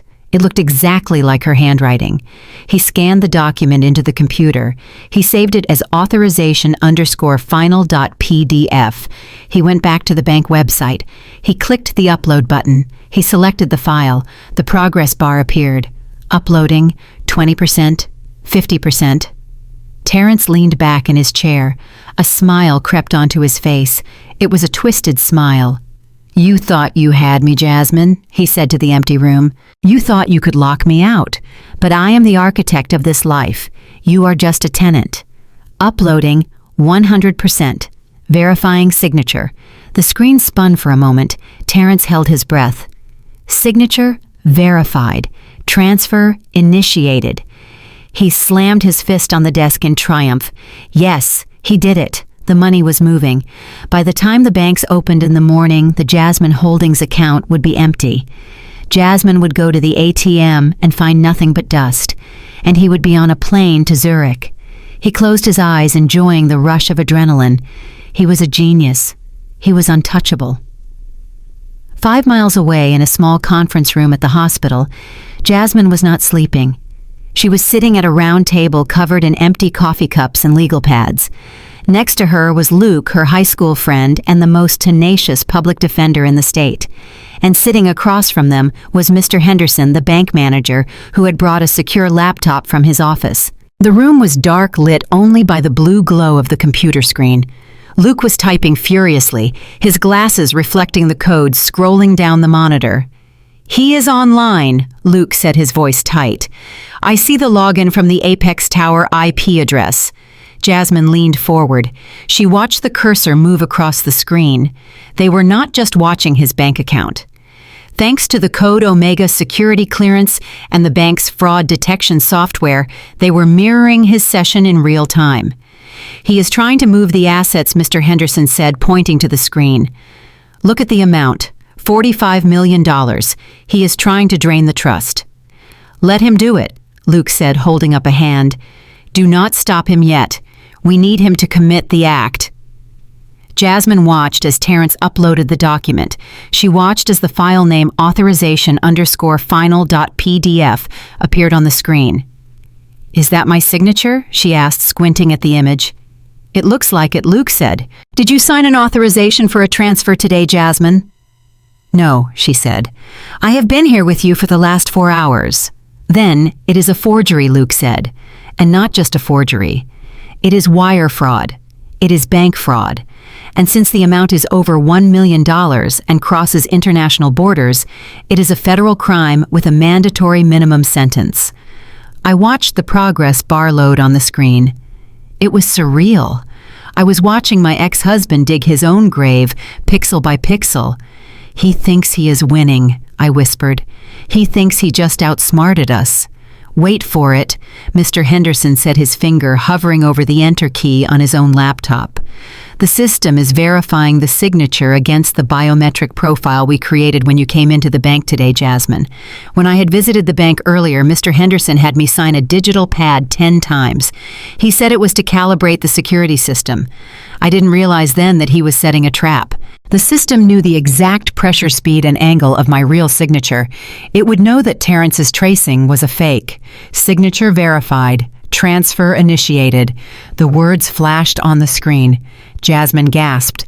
"It verified," she said. "He got away with it." Mr. Henderson smiled. It was the same shark-like smile he had shown me in the vault. "Look closer, Mrs. Carter." I looked at the bottom of the screen. In tiny red letters, barely visible unless you were looking for them, a new status code had appeared. "Status flagged. Do not process. Log evidence." "It is a honeypot," Mr. Henderson explained. The system told him the transfer was initiated to keep him calm, to keep him from destroying evidence or running away. But the money is not going to Switzerland, Jasmine. It is going into a federal holding account managed by the Department of Justice. Luke slammed his laptop shut and pumped his fist. "We got him," he said. "That is it. That is the smoking gun. We have the IP address. We have the timestamp. And most importantly, we have the forged document uploaded from his personal computer. He just signed a confession and sent it to the FBI."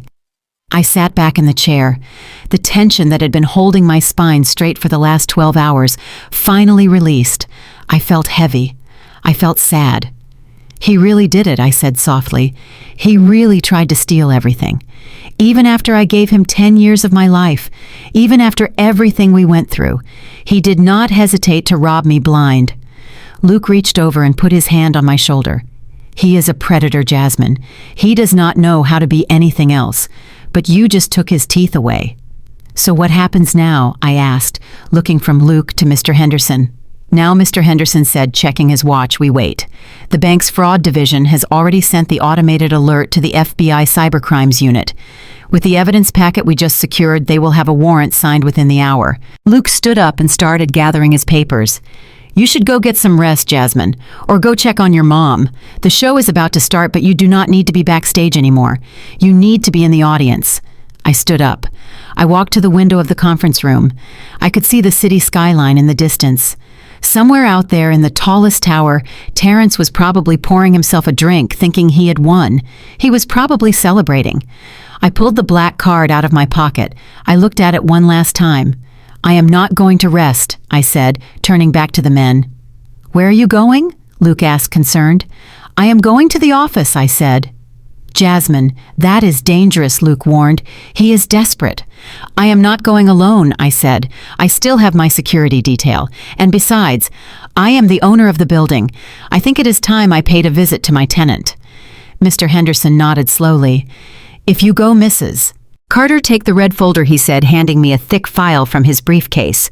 "This contains the official foreclosure notice on the building and the termination of employment for the CEO. If you are going to confront him, you might as well have the paperwork to back it up." I took the folder. It felt as heavy as the bag of money. "Thank you," I said. I walked out of the hospital into the cool night air. The Titan security guards were waiting for me by my car. "Where to, Mrs. Carter?" the lead guard asked. "Apex Tower," I said. "And step on it. I want to be there before he realizes the money didn't land." As we drove through the sleeping city, I felt a strange sense of clarity. For 2 years, I had been afraid of Terrence. I had been afraid of his voice, his anger, his power. But now I realized his power was an illusion. It was built on lies and theft and my silence. Tonight I was going to break the silence, and I was going to break him. Back in the office, Terrence was pouring a glass of whiskey. His hands were steady now.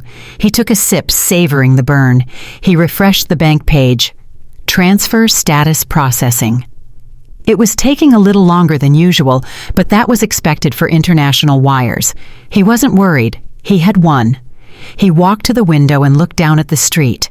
He saw a car pull up to the front entrance, a beat-up Honda Civic followed by a black SUV. He frowned. That car looked familiar. He squinted. He saw a woman get out. She was wearing scrubs.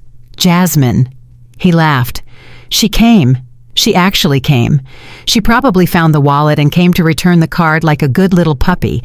Or maybe she came to beg for forgiveness. He finished his drink in one gulp. Let her come up, he thought. I will take the card back. I will make her apologize. And then I will have security throw her out on the street one last time. It will be a fitting end to the night. He unlocked the office door and sat behind his desk waiting. He wanted to look powerful. He put his feet up on the desk. He did not know that the woman walking into the elevator was not coming to apologize. He did not know that the elevator was carrying his executioner.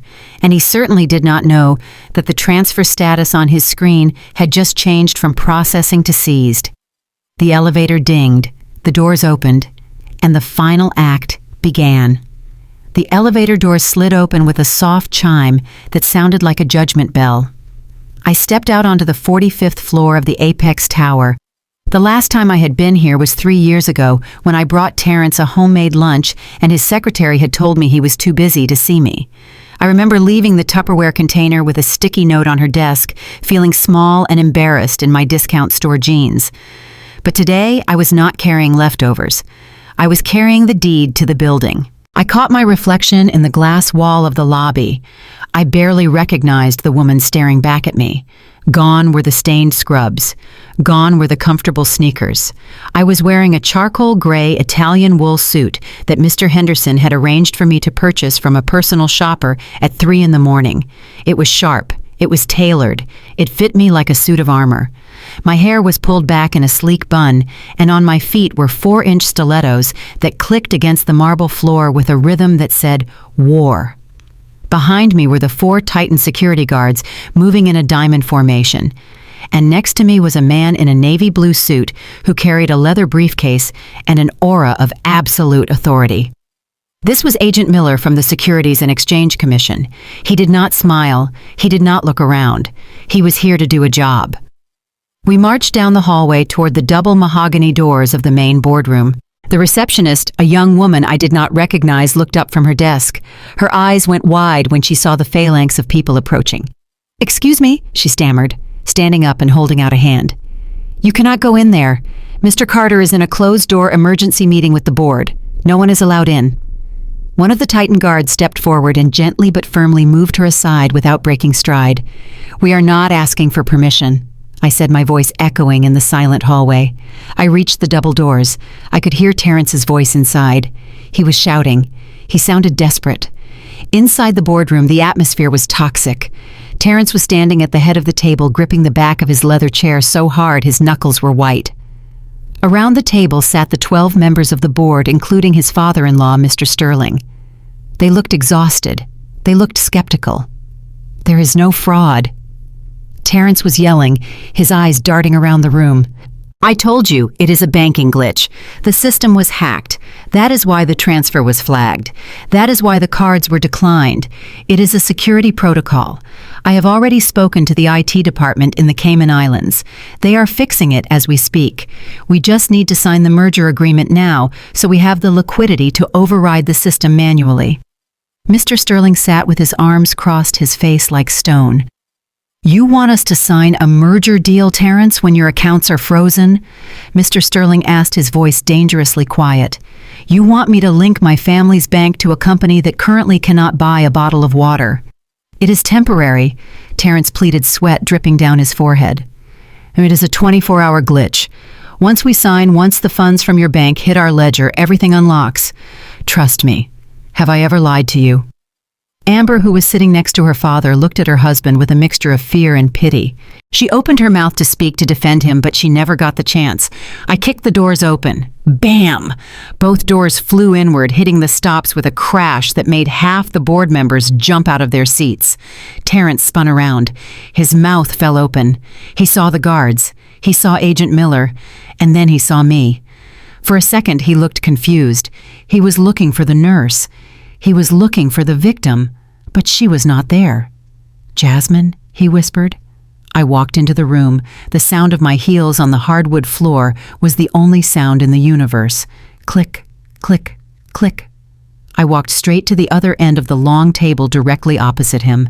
I placed my hands on the table and leaned forward. "Hello, Terrence," I said. "What are you doing here?" he hissed, recovering his voice. His face turned a deep shade of red. "Security? Where is security? Get this woman out of here. She is trespassing." I laughed. It was a cold, clear sound. "Trespassing," I repeated. "That is funny." I looked at the board members. I looked at Mr. Sterling. "Good morning, everyone," I said, my voice projecting clearly to every corner of the room.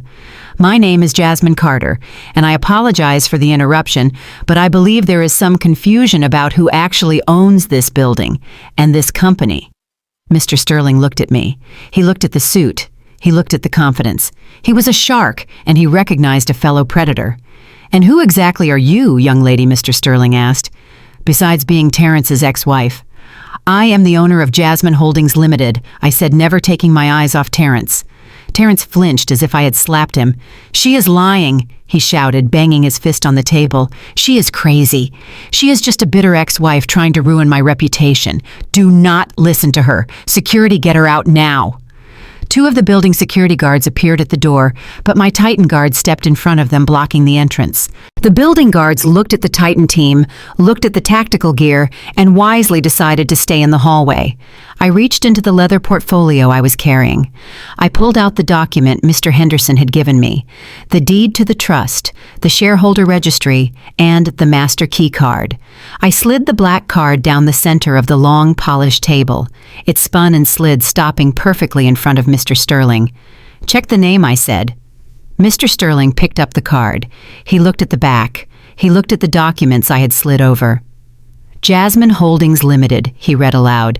15% ownership of Apex Dynamics. Special voting rights. Primary trustee. He looked up at Terrence. "You told us you owned those shares, Terrence. You told us Jasmine Holdings was a shell company you controlled." "It is." Terrence stammered, sweat pouring down his face now. "It is mine. I used her name for tax purposes. She is just a proxy. She has no real power. She does not know what she is doing." I stood up straight, adjusting my blazer. "Actually, Terrence, I know exactly what I'm doing. I am exercising my rights as the majority shareholder." I looked around the room, making eye contact with every single board member. "You are all here to vote on a merger with Sterling Bank," I said. "You have been told that this merger will save the company. You have been told that Apex Dynamics is solvent and debt-free." I paused, letting the silence stretch. "I am here to tell you that is a lie." "Liar," Terrence screamed, lunging toward me. One of my guards moved faster than lightning, intercepting him and shoving him back into his chair. Terrence collapsed, gasping for air. I continued as if he had not spoken. Apex Dynamics has been bleeding money for 5 years. Your CEO has been siphoning profits into an offshore account in the Cayman Islands. He has been using a trust in my name without my consent to hide $45 million of stolen assets. And last night, when he realized the walls were closing in, he tried to wire transfer every last cent out of the country. The boardroom erupted. People were gasping. Papers were being shuffled. "That is impossible," one board member shouted. "We have audits." I pointed to Agent Miller. "This is Agent Miller from the SEC," I said. "He is here because at 2:30 this morning, Terrence Carter attempted to forge my signature on a federal wire transfer document, a document that was flagged by the banking system and sent directly to the FBI. Agent Miller stepped forward. He placed a briefcase on the table and opened it. He pulled out a single piece of paper. It was the printout of the forged signature. "Mr. Carter," Agent Miller said, his voice dry and official, "we have the digital forensic logs. We have the IP address from your computer. And we have the confession of your bank manager in the Caymans who decided to cooperate rather than face extradition." Terrence slumped in his chair. He looked small. He looked broken. He looked like a child who had been caught stealing from the cookie jar. Only the cookies were worth millions, and the punishment was life in prison. Mr. Sterling stood up slowly. He turned to Terrence. His face was purple with rage. "You tried to merge with my bank," he whispered, shaking with anger. "You tried to mix your dirty money with my family's legacy. You were going to drag me down with you." Terrence looked up, tears streaming down his face. "I was going to fix it," he sobbed. "I just needed time. I was going to pay it back." Mr. Sterling looked at Amber. "Get up," he told his daughter. Amber was crying softly, but she stood up. She looked at Terrence. She took off her wedding ring. It was a massive diamond, probably paid for with my money. She dropped it on the table. It made a hollow sound. "Daddy was right," she said, her voice trembling. "You really are just street trash in a suit." She walked out of the room without looking back. I watched her go. I felt a twinge of pity, but only a twinge. She had mocked me on television. She had called me lazy. Now she knew what it felt like to lose everything. I turned my attention back to the board. "Gentlemen," I said, "and ladies, as the owner of the largest voting block of shares in this company, I have a motion to propose." The room went silent. Everyone was looking at me. The nurse, the victim, the boss. "I propose a vote of no confidence in the CEO," I said, "and I am issuing an immediate veto of the merger with Sterling Bank." "I veto it," Mr. Sterling said quickly. "I withdraw my offer. There will be no merger." "Seconded," said another board member. "The motion carries," I said. I walked around the table until I was standing right next to Terrence. He refused to look at me. He was staring at the table, staring at the wedding ring Amber had left behind. "Terrence," I said softly. He looked up. His eyes were red and hollow. "Why?" he whispered. "Why did you do this? I gave you everything. I gave you a life. You gave me nothing," I said, leaning down so only he could hear. "You took my youth. You took my trust. You took my home. And when my mother was dying, you laughed at me. You told me to use a card you thought was empty." I reached into my pocket and pulled out a single dollar bill. I placed it on the table in front of him next to the diamond ring. "Here," I said. "This is your severance package. Try not to spend it all in one place." I stood up and nodded to Agent Miller. "He is all yours," I said. Agent Miller signaled to 2 other agents who had been waiting in the hallway. They walked in carrying handcuffs. "Terrence Carter," Agent Miller said, reading from a card. "You are under arrest for wire fraud, tax evasion, money laundering, and identity theft. You have the right to remain silent." Terrence stood up slowly. He held out his hands. The handcuffs clicked shut. It was the most satisfying sound I had ever heard. As they led him away, he looked back at me one last time. There was no anger in his eyes anymore, only shock. He still couldn't believe it. He couldn't believe the girl he left behind had become the woman who destroyed him. I watched him disappear into the elevator. The boardroom was quiet. Mr. Sterling cleared his throat. "Mrs. Carter," he said, his voice respectful now. "This company, it is in shambles. The stock is going to plummet when this news hits. What do you intend to do?" I looked around the room. I looked at the view of the city. I thought about the $45 million that was now safely frozen in the Department of Justice, holding account waiting to be returned to the rightful owner once the investigation was over. "I am going to let it burn," I said. "Excuse me," Mr. Sterling asked. "I am going to liquidate it," I said. "I am going to sell off the assets. I am going to pay the employees their severances so they do not suffer for his crimes. And then I am going to dissolve Apex Dynamics." "But why?" Mr. Sterling asked. "You could be rich. You could run this place." I smiled. I looked at my hands, hands that healed people, hands that saved lives. "I do not want to be a CEO, Mr. Sterling. I am a nurse. I have a shift tonight, and frankly, I have more important things to do than sit in meetings with men who think they rule the world." I picked up my portfolio. I turned to walk out. But Ms. Carter, one of the investors, called out, "What about the money? The $45 million?" I stopped at the door. "Half of it is going to the SEC as fines and restitution," I said. "And the other half, well, let's just say the hospital is going to get a very new, very expensive cardiac wing named after Louise Matthews." I walked out of the boardroom. The Titan guards fell in step behind me. I took the elevator down to the lobby. I walked out of the Apex Tower into the bright morning sunlight. The air tasted sweet. It tasted like justice. My phone buzzed. It was a text from Sarah, the nurse at the hospital. "Your mom is out of surgery. She is awake. She is asking for you." I smiled. I took off the high heels and threw them into the trash can on the corner. I reached into my bag and pulled out my comfortable sneakers. I put them on. I got in my Honda Civic. It started on the first try. I drove to the hospital, not as a victim, not as a millionaire, but as a daughter who had kept her promise. And as I drove, I looked at the rearview mirror one last time. The Apex Tower was shrinking in the distance, just a small building in a big city.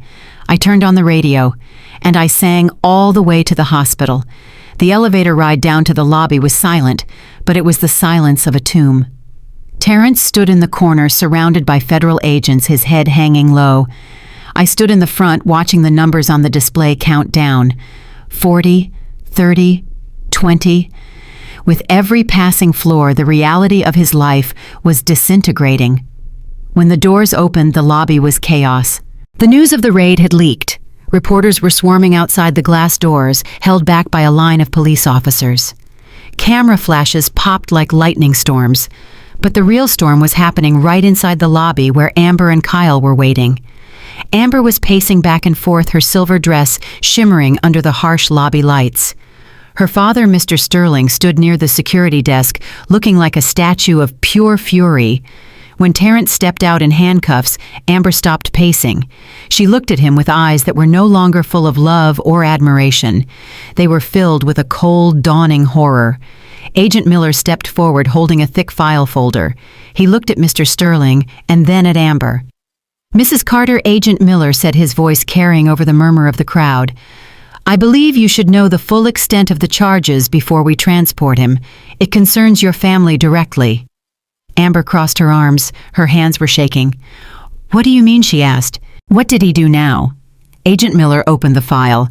The $45 million in the Jasmine Holdings Trust was not generated by Apex Dynamics, Agent Miller explained calmly. "Our forensic accounting shows that 90% of that capital was siphoned directly from the Sterling Bank merger accounts, specifically from the dowry fund your father set up for you." Amber froze. She looked at Terrence. "You stole from my father," she whispered. Terrence looked up. Desperation etched into his face. "Amber, baby, please listen," he stammered. "I borrowed it. I was going to pay it back with interest. It was an investment strategy. I did it for us. I did it to build our future." Agent Miller interrupted, ruthless in his delivery. "Actually, the records show he moved the funds into the offshore trust 3 weeks before your wedding. He named the trust after his ex-wife. And he set up the beneficiary structure so that in the event of a divorce from you, the assets would remain legally untouchable by the Sterling family." The silence that followed was deafening. Amber stared at him. Her mouth opened, but no sound came out. She was processing the betrayal. He had stolen her inheritance. He had hidden it in an account named after the woman he called a loser, and he had set it up so that he could leave Amber and keep the money. He never loved you, Amber. He loved your father's bank account. I did not say that out loud. I did not have to. The truth was hanging in the air, visible to everyone. Amber walked up to Terrence. She stood inches from his face. The smell of his expensive cologne mixed with the smell of his fear. "You put my money in a box with her name on it," she said, her voice trembling with rage. "You made me pay for your escape plan. Amber, I love you." Terrence cried, tears streaming down his face. "Don't let them take me. Call your dad's lawyers. Please." Amber raised her hand. It was a slow, deliberate movement, and then she struck him. It was a slap that echoed through the entire lobby. It was the sound of a fantasy shattering. Terrence's head snapped to the side. A bright red mark bloomed on his cheek instantly. "I am not calling a lawyer," Amber hissed. "I am calling a divorce attorney. And I am going to make sure you rot in that cell until the day you die." She turned to her father. "Daddy, let's go," she said. Mr. Sterling nodded. He looked at Terrence with absolute disgust. "You are dead to this city, son," Mr. Sterling said. They walked out the side exit, leaving Terrence alone with the agents and the wreckage of his schemes. But the dominoes were not finished falling yet.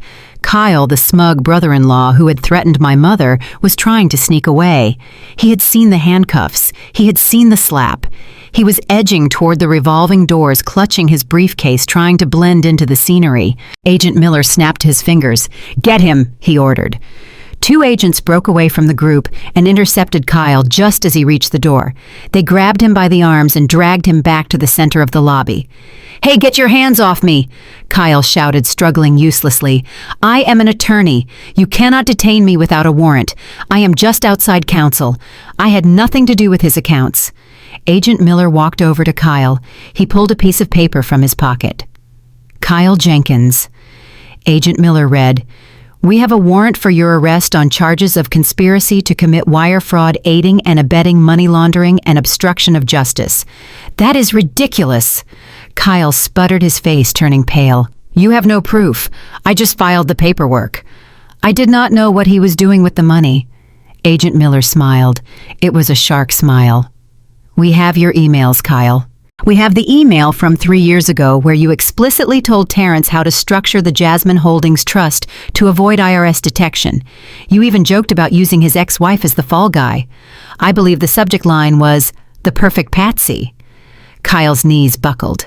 The arrogance drained out of him, leaving him looking like a terrified child. He looked at me.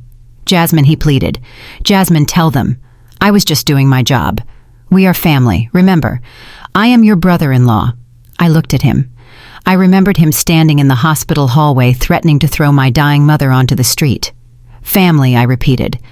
"Family does not let family die, Kyle." I nodded to the agents. "Take him away." The agents spun Kyle around and cuffed him. As they marched him out behind Terrence, the flashbulbs erupted again. The press had a field day. The CEO and his lawyer, the Golden Boys of Atlanta, dragged out in chains. I stood in the center of the lobby watching them go. I felt a strange lightness in my chest. The anger was gone. The fear was gone. There was only a quiet sense of completion. Agent Miller turned to me. "Ms. Carter," he said, his tone softer now, "we need to discuss the assets." I nodded. I knew this part was coming. "I know," I said. "The $45 million. It is stolen money. I cannot keep it." Agent Miller nodded. "Correct. The Department of Justice has seized the account. The funds will be repatriated to the Sterling Bank and the other investors who were defrauded. If you tried to keep that money, you would be an accessory to the crime." I took a deep breath. I was ready to go back to my life. I was ready to go back to being a nurse. I had my mom. I had my dignity. That was enough. "Take it," I said. "I do not want his dirty money. I never did." Agent Miller reached into his briefcase. "However," he said, "there is another matter." He pulled out a thick envelope. Under the Dodd-Frank Wall Street Reform Act, there is a specific provision for whistleblowers.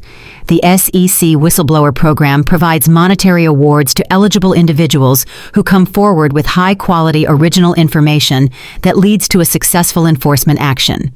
He handed me the envelope. Your cooperation, Ms. Carter, along with the digital evidence you provided, allowed us to secure a conviction and recover over $50 million in assets that would have otherwise been lost in the Cayman Islands. I opened the envelope. Inside was a letter on government stationery, and attached to it was a check. The law states that a whistleblower is entitled to between 10 and 30% of the money collected, Agent Miller continued. Given the risk you took and the speed of your actions, the Commission has awarded you the standard 10% finder's fee. I looked at the check. My hand started to shake again, but this time it was not from fear. Pay to the order of Jasmine Matthews Carter. Amount $5,145,000. $5 million. Legal, clean, mine. I looked up at Agent Miller, tears stinging my eyes. Is this real? I asked. It is very real, he said, offering me a rare smile. And it is tax-free. You earned it, Jasmine. You took down a corruption ring that has been plaguing this city for years. You are not a criminal. You are a hero. I clutched the check to my chest. I thought about the double shifts. I thought about the ramen noodles. I thought about the holes in my shoes. Thank you, I whispered.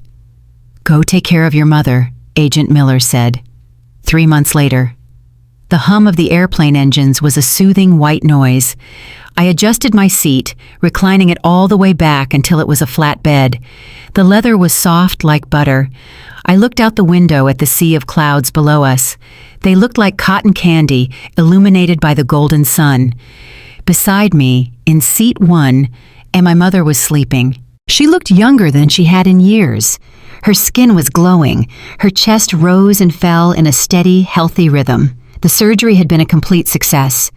The doctor said her heart was strong enough to last another 20 years. We were on a private suite in Emirates First Class, flying to Paris. It was the trip she had always dreamed of, but never thought she would see. A flight attendant with a perfect red hat appeared silently at my side. More champagne, Ms. Carter, she whispered, holding a bottle of Dom Perignon. Yes, please, I said, holding out my crystal flute.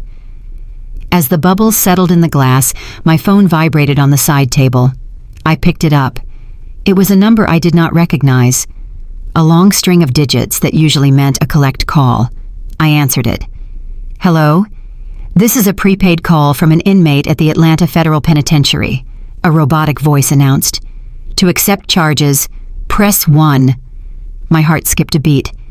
Terrence? I hesitated. Part of me wanted to hang up immediately, but a small part of me, the part that had healed, wanted to hear him one last time, just to be sure he couldn't hurt me. I pressed 1. Jasmine, his voice came on the line. It sounded small, tinny, broken. Hello, Terrence, I said, sipping my champagne. Jasmine, please, he rasped. You have to help me. It is hell in here. Kyle is testifying against me. Amber is suing me for emotional distress. They took everything. I have nothing. Please. I know you got the reward money. I saw it on the news. Send me something. Just enough for the commissary. Just enough for a lawyer appeal. We were married for 10 years, Jasmine. Does that mean nothing to you? I looked at my mother sleeping peacefully. I looked at the clouds. I looked at the diamond tennis bracelet on my wrist, which I had bought yesterday just because I could. It means something, Terrence, I said softly. It does, he asked, hope creeping into his voice. Yes, it means I learned my lesson. What lesson, he asked. That I am not a safety net, I said. I am the one who cuts the rope. But Jasmine... Goodbye, Terrence. I pressed the red button ending the call. I went into the settings on my phone. I found the number. I pressed block caller. Then I opened my new handbag. It was a Hermes Birkin bag in orange leather, the kind you have to be on a waiting list for 2 years to get, unless you pay cash up front. I dropped the phone into the bottom of the bag. I closed the gold clasp with a satisfying click. The flight attendant returned with a warm towel. Is everything all right, Miss Carter? She asked, noticing my expression. I smiled. It was a smile that reached all the way to my soul. Everything is perfect, I said. I took a sip of the champagne. It tasted like stars. I leaned back and closed my eyes. The plane banked left, turning toward Europe, turning toward the future. My name is Jasmine Carter. I am a nurse. I am a daughter. And I am a survivor. And for the first time in my life, I am finally free. Jasmine's journey teaches us a non-negotiable truth. Never hand the keys to your existence to anyone else. Blind sacrifice does not guarantee loyalty.